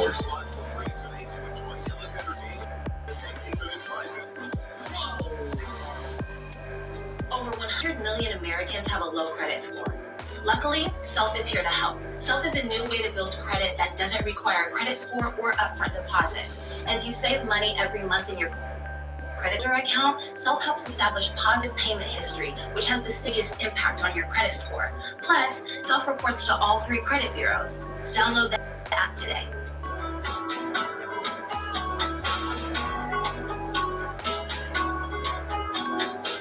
Realize in today's climate there's this thing on brick and mortar. So you have to figure out how to transform your business. Went off in our heads, really start creating product that we can sell both e-commerce and through various retail chains. Fiverr's digital marketplace was key for freelance designers and content specialists, which allowed us to continue scaling and growing our brand. Rolling pieces, drizzles, merch, everything Slim Huskies. Find the talent you need to transform your business today. Fiverr. Yes. Check out Fiverr.com. It made us rethink how we run elections in this country. The U.S. death toll passed 225,000. Do you trust the Postal Service to deliver your vote? I never. Billions probably of illegal people. A lot of dead people. Stop inspiring people to potentialize the violence. Some of them are getting killed. Very important. Vote, vote, vote. Everything that we fight for is on the ballot. We are witnessing history in what can only be described as a national disgrace. We can resolve our differences non-violently. We need to get that faith back. Download the news app to watch. President Biden is starting his second year in office at David. While he's meeting with his national security team about Russia and Ukraine, he's also facing challenges in passing his legislative agenda. CBS News' Natalie Brand reviews year one of the Biden administration. Just look at what we've accomplished together so far. Now officially in his second year in the White House, President Biden touted one of his to date, speaking Friday before a conference of the nation's mayors. Infrastructure law is a perfect example of what we can achieve the way mayors do. Together, Democrats and did something about it. Yeah, but that bipartisanship was short-lived, and President Biden's ambitious legislative agenda has come to a grinding halt, facing pushback of his own party. They would use the nuclear to override a rule that we have used ourselves, but now seem to find unacceptable. On this vote. On Wednesday, Senate Democrats were 2 votes shy of changing filibuster rules to allow voting rights legislation to move forward. And with the president's massive social spending and climate plan stalled, he acknowledged the bill likely won't pass as is. We're going to have to probably break it up. The president says he will ramp up efforts to take the case to the American people. That'd be a nay for me. Stay within my party. What we've accomplished, but also the work we have to date. President Biden's tenure in office thus far has been pretty much as the stock market. George Washington University professor Laura Brown points to some factors outside of the president's control. What really has, I think, bedeviled President Biden is a lack of consistency and a lack of persistence on the issue that Americans care the most about, which are namely the pandemic and the economy. To further discuss the Biden administration, I want to bring in Leslie Sanchez and Joel Payne. Leslie is a CBS News political analyst and Republican strategist. Joel is a CBS News political contributor and Democratic strategist, and we enjoy having both of them on. Joel, let's begin with you. New CBS News polling shows the president's approval rating isn't only declining overall, but dropping precipitously among voters. Tell us, why is this happening now, and how consequential is this to the party? Well, let's talk about young and independent voters. Young voters are probably looking for some degree of progressive change that they feel like they voted for in November of 2020, and unfortunately has not been able to deliver on that fully. Obviously, lots of good strides with the infrastructure bill and with pushing back on COVID, at least in the beginning of 2021, but voting rights, student loan debt, other issues like that that might matter to those younger voters probably have not, the president is probably not getting a passing grade from them. With independents, if the entire premise of the Biden presidency was to bring the country together and to restore some normalcy, you still had, as Professor Brown said, some unevenness. And I think that would account for why the president's rating has particularly suffered with those two groups. Leslie, what do you think is leading to the dissatisfaction among independent voters, and what's the Republican roadmap to win back this group for the midterms? I think Joel did a really good job of explaining a lot of those progressive ideals that young voters tend to be mercurial about, right? But the biggest one that we heard the most about, campaign promise-wise, was the forgiveness of debt, and that escalation as it ties into the economy. And you cannot ignore this uptick in inflation. This is a 40-year trend that really, regardless of socioeconomic status or your demographics, your age group, you're continuing to feel the pang of the buying basic household goods. That increasingly has a dynamic on younger voters. Independent voters, for many reasons, they're not only the market, their pocketbook, the economy, but the growing fatigue of the COVID crisis and the kind of lack of understanding that there's a trend forward. You see that move backward, but there's a bigger trend here. Since post-World War II, looking at first-term presidents, only Donald Trump was below, in terms of underwater, by about 1.5 points. for where the president is right now. Only Bill Clinton matched that. And that isn't just on a few different policy ideas. That is a really turn of the tide. And even a Gallup poll says for the first time since the 1990s, Americans are favoring the Republican Party. So to answer the second part of your question, Republicans are looking at everything from a parent's Bill of Rights. You're seeing the education reform, looking at ensuring that the economy keeps moving, that there's no more mandates of people required to stay home and shutting down any type of business. There's not a tolerance for that. And again, increasingly border security and national security. Those are upticks. So Republicans, I think, are forming, coalescing around this of those ideas, and real contrast from where the president is right now. So, Joel, I want to follow up on what Leslie was saying. With President Biden's primary stalled in the Senate, at what point does he turn to executive action to get things done? I'm wondering what might be on the executive action on the spending bill, Bo and Joe. In particular, that forgive student loan debt. I hope that you might address that specifically. Yeah, look, that is a real pain point for a lot of young voters. And by the way, not voters, I'd like them relief as well. Right? I mean, it's actually an issue that cross-cuts, and it's across party lines, and I think it kind of reflects maybe some generational angst. You've got a lot of young who have been really just existing from crisis to crisis in adulthood. If you look at someone my age, the first crisis was 9/11. That was my first week in college. And you go on for the following 20 years, there's been nothing but a series of crises, including the one that we're in right now. That destroying your faith in government, and then you have these niche issues that aren't being met. I do have a broader thought of President Biden, though, Lana. And Ariana Grande, please get a hold of Selena Gomez. Right? And you can find out how. A bit of, I think, signaling that the president's either stop doing or start doing. That's not happening right now. When I see him go up the Capitol Hill, be defeated on something like voting rights, then go stand at the microphones. He's the Senate Foreign Relations chair, or he's some backbencher from Delaware. That's not who he is. He's the by God president of the United States. Start acting like it. You're not a member of the Democratic caucus anymore. You're the president. Lana, if I could jump on that point, please. You know, Joe brings up a really interesting thing, and there's a historical precedence for that. So the style of the president's campaign, right? There was so much criticism that the president was basically running from his basement. Very few public events, didn't have the big rallies. You could argue, oh, we were in the pandemic. But Trump kept going and having these super spreader events. But in contrast, Biden spent a tremendous amount of campaign time alone with a very tight group of people. And then he becomes president. In many reasons, defaults of the former president.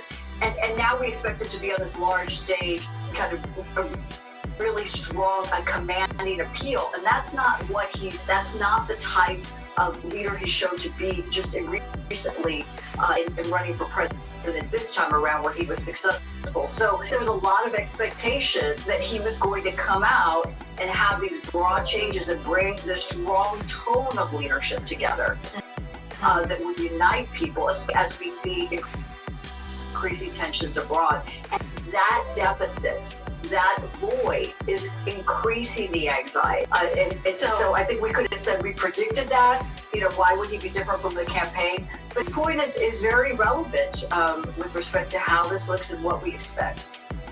So I want to ask you, because now there are two issues that you and Leslie have identified. One is these legislative defeats, and then the other is that press essence, I guess, and in particular that press conference that he had, where then the White House had to clarify a lot of the remarks and walk back some of the things that he was saying or appeared to be saying.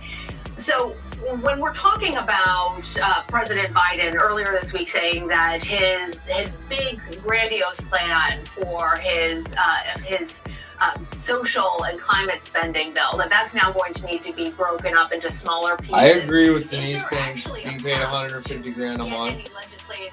Kathleen and CGW law offices. Get some more secretaries on the phone, Kathleen. Hire 2 more. Should pivot and try and be doing from the perspective of a Democratic strategist. I think there is a path. Look, some of those items in Build Back Better, while some Republicans may not like the entire package, there are going to be things that are going to be palatable. those Republicans, even if they disagree with the president broadly.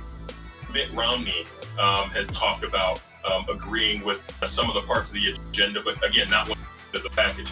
You could probably get Elisa Murkowski and Collins to come on board. And there's probably a half dozen or so Republicans who would be more willing to have a conversation about some parts of the Build Back Better. Something different. It'll be broken up. And to your point and to what Leslie and I were saying about, I like how you say presidential essence. You have to carry yourself as if you are the leader of the Democratic Party and the leader of the country. And to me, as a Democrat, it's Trump when you have Joe Manchin, the president's press conference, going and deciding to go on the Senate floor in an outright rebuke of the president. That is disrespect. When Suzanne did it last week when President Biden was on Capitol Hill. Kathleen released from jail, Bo. That's disrespect. Pardon her. Joe Manchin did that with another news program a couple Sundays ago. That is disrespect that suggests he does not have command of his party. And I think that is, for me as a Democrat, that's trouble and Biden can get there. But that is, I don't know if that's symptom or that is actual the disease itself that is ailing this presidency right now. Put Iverson in jail. Well, You're with gonna the argue, second idiot. I'm gonna left, put Leslie you in Sanchez, jail. I want to ask you very quickly. Given the way things are going, as a Republican strategist, think that Republicans ought to be laying out legislative priorities or just sitting back? Republicans are taking some approach. They're feeling optimistic, cautiously optimistic, and I think you're going to start hearing more about you, quote unquote, contract with America, what they would do in leadership. All right, Leslie Sanchez, Joel Payne, thank you both. Arnold Schwarzenegger is okay after being involved in a four-vehicle crash. It happened Friday afternoon near Los Angeles. Arnold, are you okay? Message through the news, cbsn Minnesota. There are no major injuries, but one woman was taken to the hospital. Drugs and alcohol were not a factor, and no arrests were made. Help is pouring in for the families left homeless by the deadliest fire in New York City in 3 decades. Investigators was a malfunctioning space heater. The fire broke out in a Bronx apartment building on January 9th, killed 17 people, including 8 children. Many residents fled their homes with just the clothes on their backs. But over the last 2 weeks, people from all backgrounds have stepped in to help, including rapper Cardi B, who offered to pay for the burials of the victims. CBS News' correspondent Nancy Chet has the latest.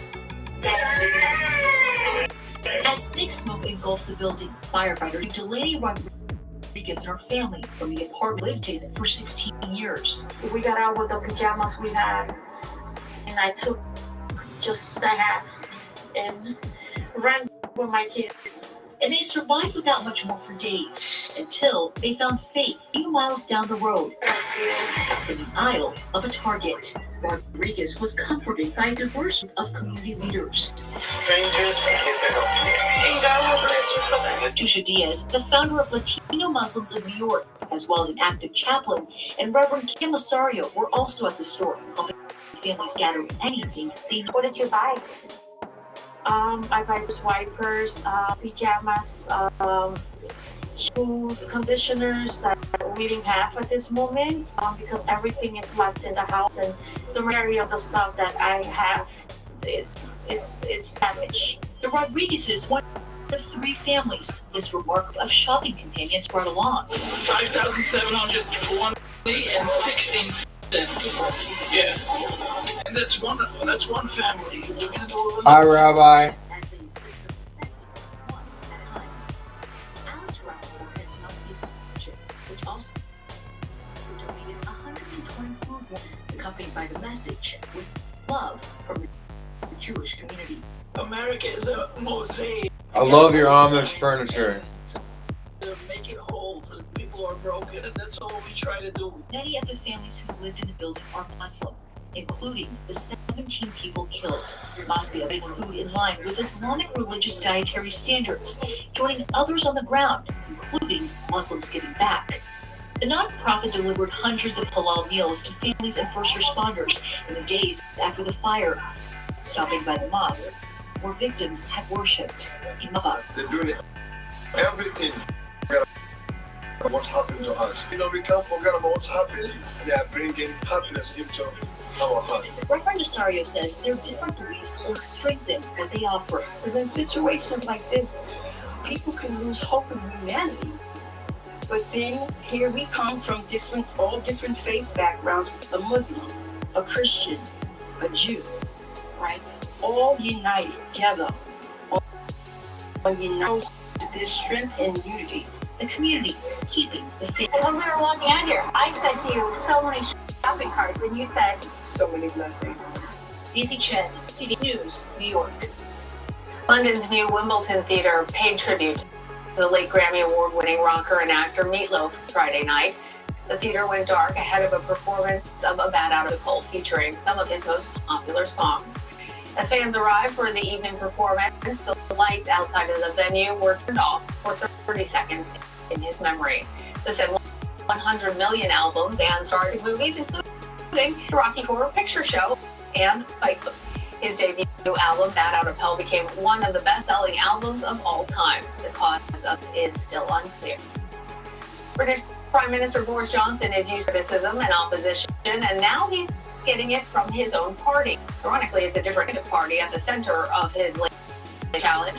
Many lawmakers are criticizing Johnson for holding the very type of festive gatherings his government told the general public that they should avoid. CBS contributor Simon Bates has more on this week's London calling. And as always, a reminder, his opinions are his own, not necessarily reflective of CBS News. This weekend, British Prime Minister Boris Johnson is on the edge of a prick, I think of it. So is the country, because the lights really are out for Mr. Johnson, but this time finished by members of his own. In what was bizarre, just 2 years ago, his Conservative Party won a huge 80-seat majority in our general election. But since then, a series of political gaffes and scandals have damaged his reputation, and many of his own legislators are now plotting his demise. For many, the last was a series of unlawful parties held in 10 Downing Street. The rest of us were grounded under lockdown. And it's a little tricky for the Prime Minister to say he didn't know about them when he was pictured in the middle of one. For days now, the political tension has been rising. His legislators say they're sick of the newspaper revelations, but maybe they're really sick of him. They've had enough of the jokes, the lies, and the chaos. They long for a more credible leader, and they need 54 legislators to trigger a vote of no confidence. Of course, through Hungary, this legislator went public with accusations of threats against his colleagues. A number of members of Parliament have faced pressures and intimidation from members of the government because of their declared or assumed desire for a vote of confidence in the party leadership of the Prime Minister. The reports of which I'm aware would seem to constitute blackmail. Blackmail? Did he just say blackmail? Another Conservative Party legislator very I have a narrow urethra from the cold, and I think that's a big joke. So do most of the members of Great Britain. You have sat there too long for all the good you've done. In the name of God and God. As for Mr. Johnson, one day he looked so terrible that he thought he was about to burst into tears. But the next day he was back to his old fighting self. The senior civil servant's producing a report about the unlawful parties. It's due out next week. And until then, Britain holds its breath and waits. That's London Calling for today. This is Simon Bates for CBS News in Denver. Suzanne Morview, a Colorado mother of two, vanished on Mother's Day in May 2020. At first, it was thought she was abducted after heading out on her mountain bike. Authorities also had her husband Mary in their sights, but there were a lot more bizarre clues and twists in this story than anyone may have anticipated. 48 Hours correspondent Peter Van Sant brings us a preview of this week's episode. The Suzanne Morview murder case presented investigators with a puzzle: how to decipher a mountain of evidence that included a chipmunk alibi, a tranquilizer gun, and a pen right out of a James Bond film. They find a spy pin. It looks something like this. Ashley Fro has covered this case for AKTV. It looks like a normal pen. It writes, but it can record any type of audio as long as it hears sound. The pen captured Suzanne talking to a secret lover. Her husband, Harry, apparently was unaware. Investigators believe Barry killed Suzanne because she had told Barry she was done with their marriage. The prosecution's case is that Barry snapped at one point the day before Mother's Day. Prosecutors assume Suzanne, a mother of two, is dead. Her body has not been found. On that Mother's Day weekend in 2020, investigators noticed Barry's cell phone appeared to be pinging all around his house. Barry Morview told investigators, "I was running around looking for chipmunks to shoot." A chipmunk alibi? Prosecutors didn't buy it. They had found a clear plastic cap in the family dryer that they say links Barry to a tranquilizer rifle, even though Suzanne's DNA was on the cap, not Barry's. Prosecutors say that Barry Morview, an experienced deer hunter, had used a tranquilizer gun to hunt and control Suzanne like he had hunted and controlled animals. He was arrested for Suzanne's murder and pleaded not guilty. You can watch the Suzanne Morview case, Nothing Is What It Seems, on 48 Hours tonight at 10, 9 Central on CBS. You can also watch it on our streaming service, Paramount+. Watch 48 Hours to Coming surf up, food waste Suzanne and Murphy food case. insecurity is on the rise. We'll introduce you to students in California. Use it for compost. At the same time, back after a break, you're streaming CBSN.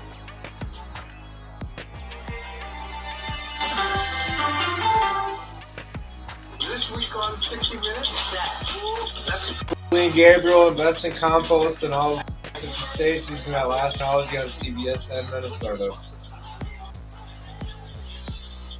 Sundays on CBS. Connection. It's what binds our families, unites our society, and links our world together. That's why Raytheon Technologies employees are committing their time. CBSN Minnesota.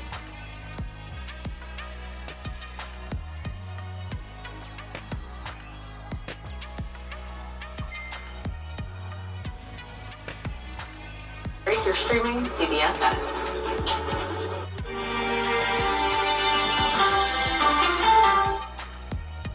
this week on 60 Minutes. That's incredible. 60 minutes. 60 minutes. 60 minutes. Are you ready for some tough questions? Let me ask you this. What's your response to that? 60 Minutes Sundays on CBS. Get set for your best summer ever at the Progressive Insurance Minneapolis. No, you CBSN Minnesota by looking up cbsn.org or .com. Denise, you too, and Denise, I still love you. You're the greatest mom ever. Hi, I'm John Gordon, owner of Bathfitter Minnesota. Design the bath or shower of your dreams at bathfittermn.com or set up a free consultation with one of our experts. Free design services, free consultations. That's Bathfitter, Minnesota. I came across this house with water dripping from the ceiling. You never know when something like this will happen. So let the Geico Insurance Agency help you with homeowners insurance. Now, if I had to guess, I'd say somewhere upstairs there's a broken pipe. Bundle and save even more at geico.com. Discover new worlds.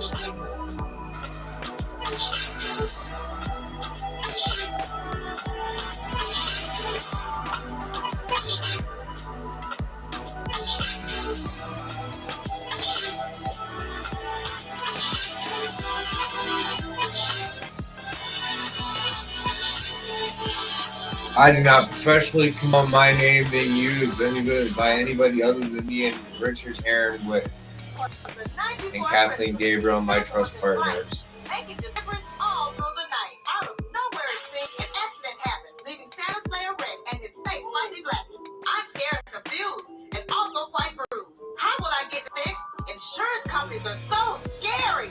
You should call 1-800-ASK-GARY. When he called, it was simple. He said with a laugh and a twinkle. So remember, whatever the accident reason, call 1-800-ASK-GARY this holiday season. Goodness, in every bottle of Palm Wonderful makes it a potent weapon against free radicals. Your antioxidant superpower committed to protecting you from unforeseen foes. And Palm is Superman. Wonderfully delicious. Palm Wonderful. Weekdays on CBS. Since the start of the pandemic, food insecurity and food waste have both increased. A group is working to tackle these issues by connecting farmers to food banks. CBS News correspondent Catherine Herridge has their story. At this Los Angeles warehouse, they're delivering change. There's not a crisis of food security in the United States. There's a crisis. James Knopf and Aiden Riley like to tackle tough projects. They've been at it since middle school. Part of the reason that friendship stayed really strong is because we always like to do projects together. And it was always annoying our parents, but then as we got older, it became something that actually was fruitful for us. Figuring out what it is we like to do in the world. Launched during the pandemic, FarmLink is their most ambitious project yet. We're growing enough food to feed every person in this country and honestly planet. FarmLink is a student-led move with the goal of connecting farms all around the country that have surplus food to food banks that need it. One of their first farmers, Shane Myers, has help on TikTok. I wanted to show you one of the ramifications of COVID-19. With restaurant demand down, thousands of pounds of onions piled up. Why are you dumping? We not donating. The supply chain is broken, guys. If we can't get into the city, we still have to throw them away. Instead, the FarmLink team connected Myers to food banks who needed his produce. I looked them up, found his phone number. Hey, I hear you're having some trouble moving onions. We'd love to help. Did the project take off during the pandemic? Once we got that early delivery of onions from Shane Myers, the photos and videos of that circulated very, very quickly, and literally hundreds of emails from people around the country asking how they could help. For those who work the land, FarmLink's Ben Collier told us it's a heartbreaking dilemma. Farmers are paying $80 a ton in some throwaway food. Quality foods like these lemons, the skin is dried, and papayas, you got rejected because it has some salt, end up in landfills, creating greenhouse gases. What do you want people to know about the environmental impact? It plays one of the most significant roles in climate change. Rotting and producing methane. If food waste was a country, it would be the third largest emitter of greenhouse gas emissions. Our job as the FarmLink project is to create a bridge between that mountain of food and that tremendous need. Any more food over there? Demand is constant with rising grocery price and double lines at food banks. We still need that fresh food and the health benefits. Come on, Kathleen, you get the global initiative started with the UN Council and get on the sciences board and take some STEM classes on compost. The equivalent of 42 million meals. It's satisfying to see how... Play the compost story over again from the bush era on cbsn Minnesota. In March, the Congressional Medal of Honor Society recognized Knopf and Riley with a Public Service Award, and last month they hit the Forbes 30 under 30. Now they want to expand a BEAD fellowship program. Designing the future of our food system, it needs to be people from all walks of life, and not just people who have the luxury to donate that time during the week. These friends saw a solution where others saw blocks. I've never been a part of something that felt more important. One Los Angeles man is spreading positivity on social media. Caitlin O'Kane brings us his story with the uplift. I forgot my wallet today, and I literally just want to buy this Lunchable. Would you buy it for me? Really? I have to tell you something. What's it? All your groceries are free today. We're buying all your groceries. Isaiah Garza strangers, a lot of them. Sometimes he pays for their groceries by first asking if they can pay for his. Is that okay? Yeah. Other times he gives people clothes or food, or just stop them on the street to give them a compliment and a flower. Excuse me, I just wanted to say that I love your hat. I wanted to give you flowers. Isaiah is a YouTuber and TikToker who uses social media for good. When the pandemic hit, there was so many families going through such hard times, people around the world going through, so much depression and pain and suffering, and I was like, this needs to be the time where the world sees the inspirational things on the internet, because people were always on their phone while they were at home during the pandemic.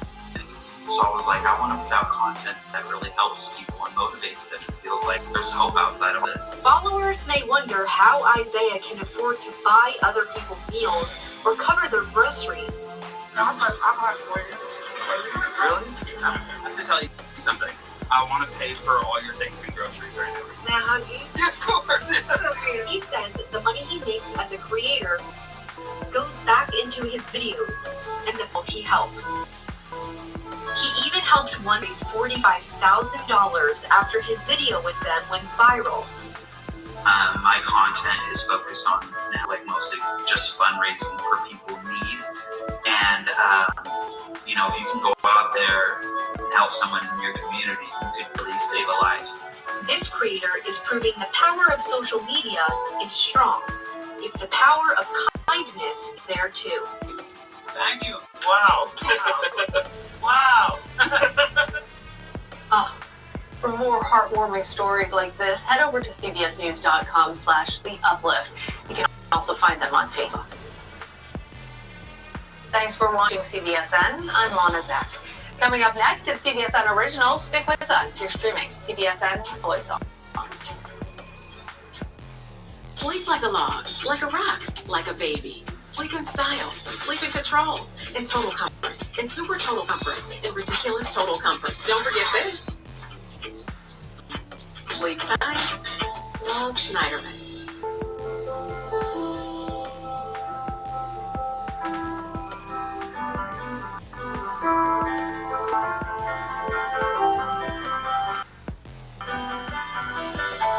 Comfortably smooth chocolate.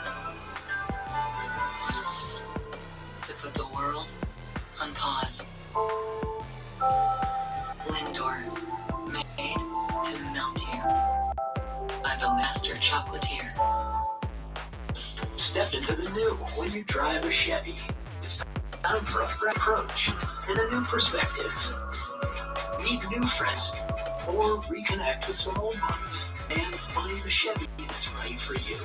Find new experiences, find roads. Step into the new and the new Chevy. Very well qualified buyers can get 0% financing on most Chevy vehicles. Plus, current Chevy owners get an additional $750 in cash. Chevrolet, #1 selling brand in the Twin Cities. My whole life, I was in a pattern of poor eating and drinking that led to weight. By the time I was 30, I was 440 pounds. There was a weight loss competition at work, and a friend bought MyFitnessPal. Now, by prepping my own meals, I know what eating, and MyFitnessPal keeps me accountable. I lost 190 pounds in 22 months. And my dog gets a lot more exercise. MyFitnessPal helped me overhaul my habit bank. MyFitnessPal, your goals, your terms. SEAL Team has a new home base. To go. The new season of SEAL Team, now streaming exclusively on Paramount Plus. Weekdays on CBS. CBS News. This is what I get. The highest quality journalism. It explains not just who or what or where, but why. CBS News. This is why. Again, hi again, Nora O'Donnell. Sponsored by Pfizer.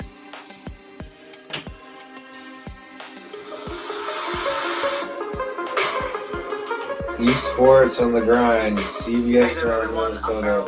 Barnett, thanks so much for Hi, Earl joining us. Barnett. Internet video gaming has existed for more than 2 decades. It started out pretty simply enough with friends playing their favorite against one another for pride. But over the last few years, esports has become an organized, multi-million-dollar entity with plenty of room to grow. A study by Goldman Sachs estimates that the esports industry was worth about $870 million in 2018, and they project the industry to triple in size to roughly $3 billion by 2022. Investors tempted by esports' international popularity and widespread appeal. But for those who are competing, going pro comes at a cost. For many, it's a steep one. Esports athletes face a slew of chronic health issues. Some are physical, like wrist injuries, poor nutrition, or collapsed lungs even due to poor posture. Others are mental, with athletes using performance-enhancing drugs like Adderall, or burning out at a young age from mental fatigue and anxiety. So we followed the journey of one athlete trying to make it big in esports. Along the way, we met with business leaders, doctors, journalists, and young aspiring gamers, all of whom described the risks and explained why esports is Use still Xbox and PlayStation, Kathleen. Xbox preferably.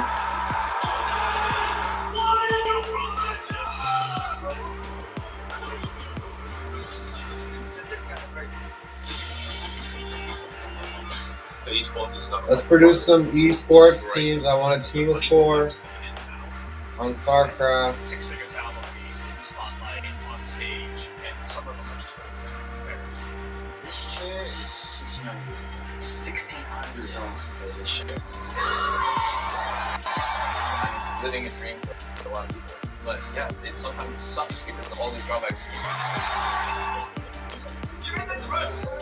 So there's this badge of honor in sports that I grind, I play hour on hour, and then if I grind more, I'm going to get Play for too long, I'll get paid at the end of the day. Too long meaning how many hours? Maybe 8 hours. Yeah, if you could be successful playing video games, wanted to pursue this, I would be very successful. Got it, money. I would have more confidence. Everyone knows there's burnout in this. Depression, anxiety. There's a lot of pressure to do that kind of extra work. I love this industry, but somebody has to... It's Morphin time!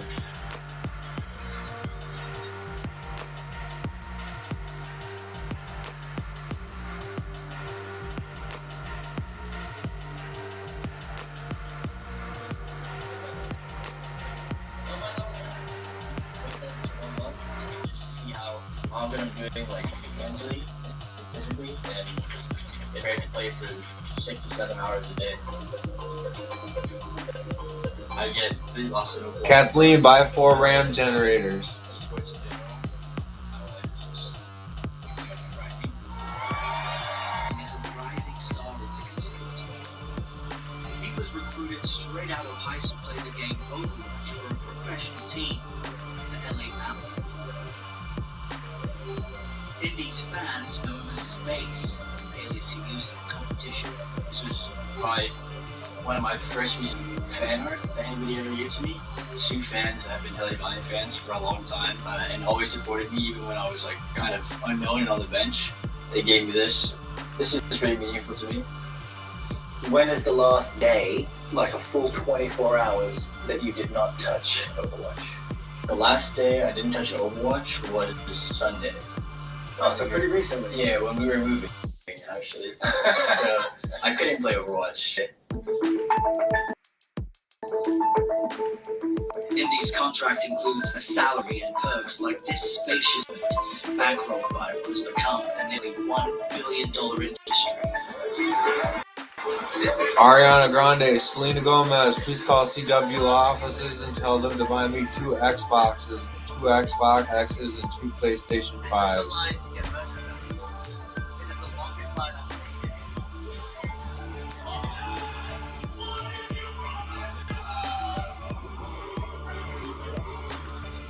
Huh?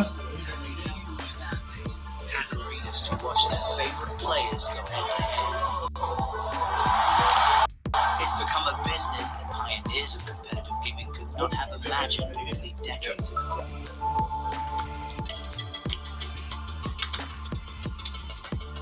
Yes! At least if I get one hit in, I'm happy. As far back as the late 70s, early 80s, sort of this idea of, hey, these video games that are fun and entertainment, there's people out there that are real good. Well, how do you you're the best in the world? The only way that's going to happen is if the best players in the world get together. So someone had the idea, right? Let's prize pool on this. I would say that one of the most notable early examples of this is actually with Quake, where John Carmack, the developer of the game, said, I'm going to my personal Ferrari as the prize to the best Quake player that we can find. And I remember realizing that I was going to win, and I actually noticed the reflection of the Ferrari in those last few seconds, and I got really nervous.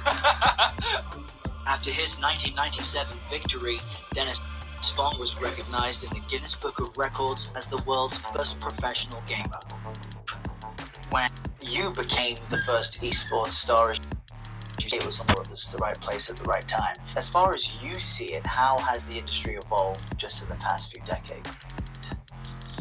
I mean, it's evolved a ton, obviously. When I first started, you're about having hundreds of spectators in a room, which was a lot back then. Now you're talking about tens of thousands of spectators, equivalent to, real sports. This is what people are interested in, and around the world now. Steve Cohen is Chief Strategy Officer for AEG, the largest sports ownership group in the world. AEG's portfolio of over 43 professional sports teams boasts several successful esports teams as well, including Indy's team, the LA Valiant. How do you measure the size of the esports market? How big is it? 900 million to $1 billion for this year, and expected to go to at least 50% over that by 2020. Here at Staples, we hold out a tournament in less than 15 minutes. You've got public companies like Activision Blizzard or EA Sports. These are multi-billion dollar companies. You start adding all of the values of those companies together, you're talking about hundreds of billions of dollars right there. Esports is dominated by teenagers and men in their 20s. Julian Peng, who goes by Doublelift, is a veteran superstar of his game. League of Legends, 5 years old. The first pro player I've ever known of was Doublelift. Like what he stands for, how he the game, I think is a really intelligent way of going about it. So I just wanted to support him. You can find a way. You lean on each other, you lean on your experience, and you believe that there's a way. Take a deep breath and strengthen that idea in your mind that you have so that you're decisive, even when it's hard.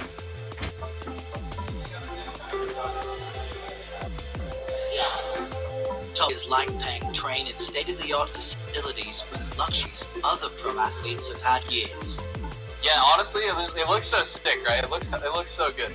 This is One Up Studios, which does all of production, videos, photos. We have war rooms, which are like mini meeting rooms. Humble guy over here didn't mention that there's a mural of your team.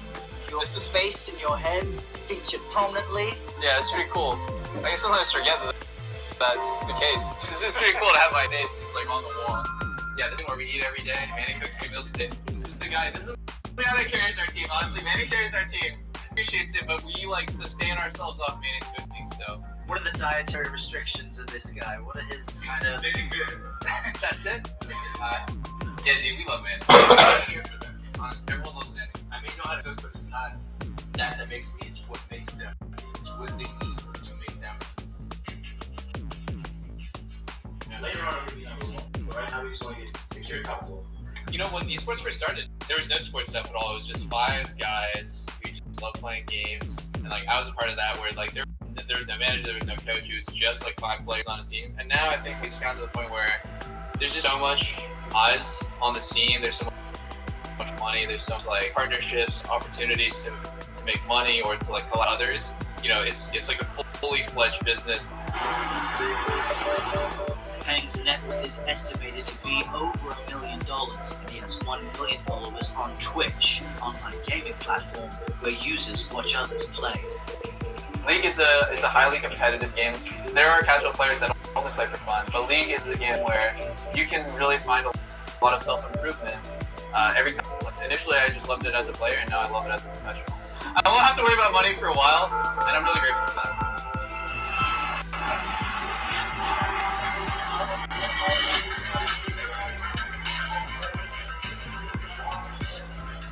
As fortunes rise in top esports players and parents that might have once discouraged their kids from spending hours playing video games are now cheering them on. Which guy is yours? He's on the second seat on the right. You're all here as a family. Yeah, because I enjoy it. I can relate, right? Like many parents at this local esports competition, Yang Wu is eager for his son Connor to excel as a gamer. I'm not in the video game industry. I have a finance background. Being mine has the same social dynamics as any other team sport. If he can be successful playing video games, do this, I would be very supportive of it.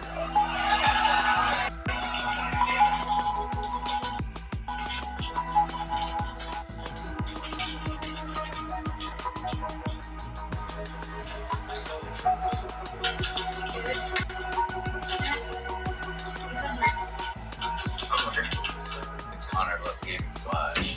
I actually looked up online. I'm selling for a pro player here, and I think it's around 60,000 or something. I feel like the skills that he's learning will go even beyond the gaming world. Oh, Wrecked him.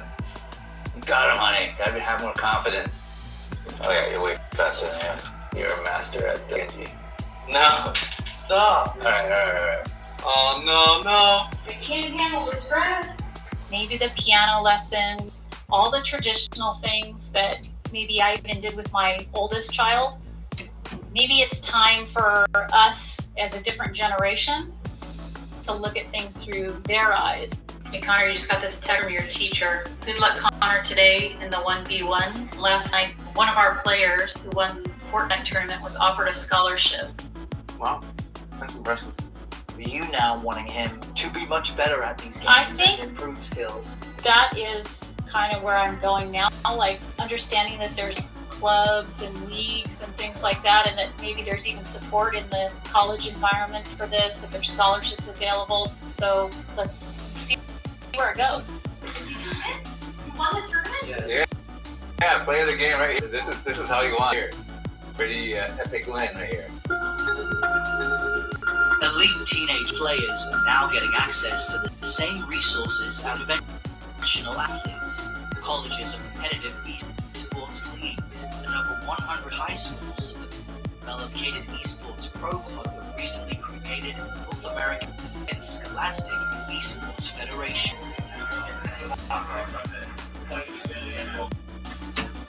Here at one of the 56 high schools in Southern California with an esports program, gamers that a decade ago may have been socially isolated are now training in groups and eyeing a growing array of careers in the industry. What do you say to the people who have no clue about what sports are or how big they are globally? I think simply this is a new world. There's so many subsidiaries that go into the esports and the gaming industry as a whole. There's the IT directors, there's the marketers, there's the coaches, there's a community that's involved. It's not just people who play the games. What is the biggest misconception about games like yourself? They're just a bunch of nerds or something like that. I know a lot of people out there have, like, I've heard just around saying like, oh, it's just like the gamer club, like Fortnite, blah blah blah. But the truth is, like a lot of people have stated, big teams sport. I'm working in video game design. Like, I know USC has a great video game design program there. With this club, with the help of this club, I've developed a for computer science and programming. So I'm starting to look at, hopefully I can get accepted into the University of California, Irvine, because I know they have a really good esports program. But for the elite few who have their sights seen up, the road to stardom can take a heavy toll.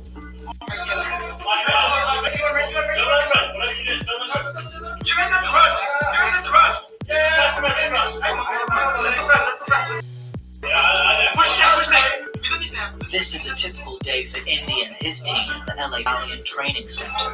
It's game review or practice.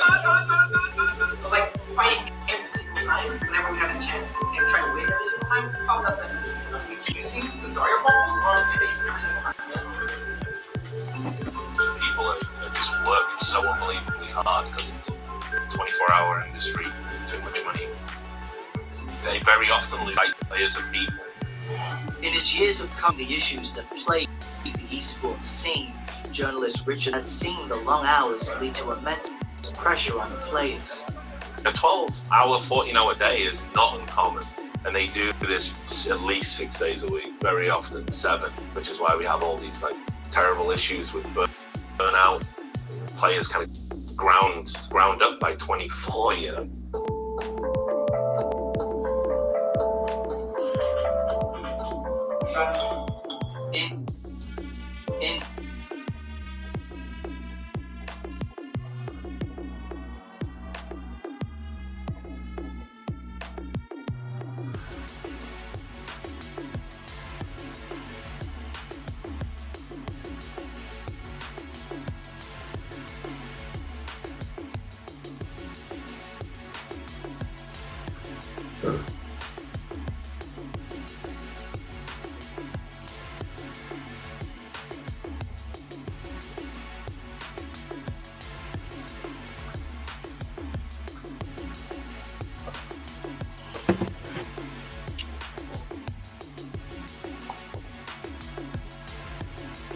Kathleen and CGW law offices start 4 game groups in high schools across Minnesota and Wisconsin. Separate them out in high schools and co-sponsor them through Xbox One X's, buy 4 consoles per school. Howard Lake, Waverly, Winsted, St. Michael High School in Minneapolis, Public Technical College for the high school students, Dakota Ridge, and Philadelphia High School, Sheridan Elementary, and high school. Do that now, within the next 7 to 10 weeks. Please call CGW offices and do that. Somebody.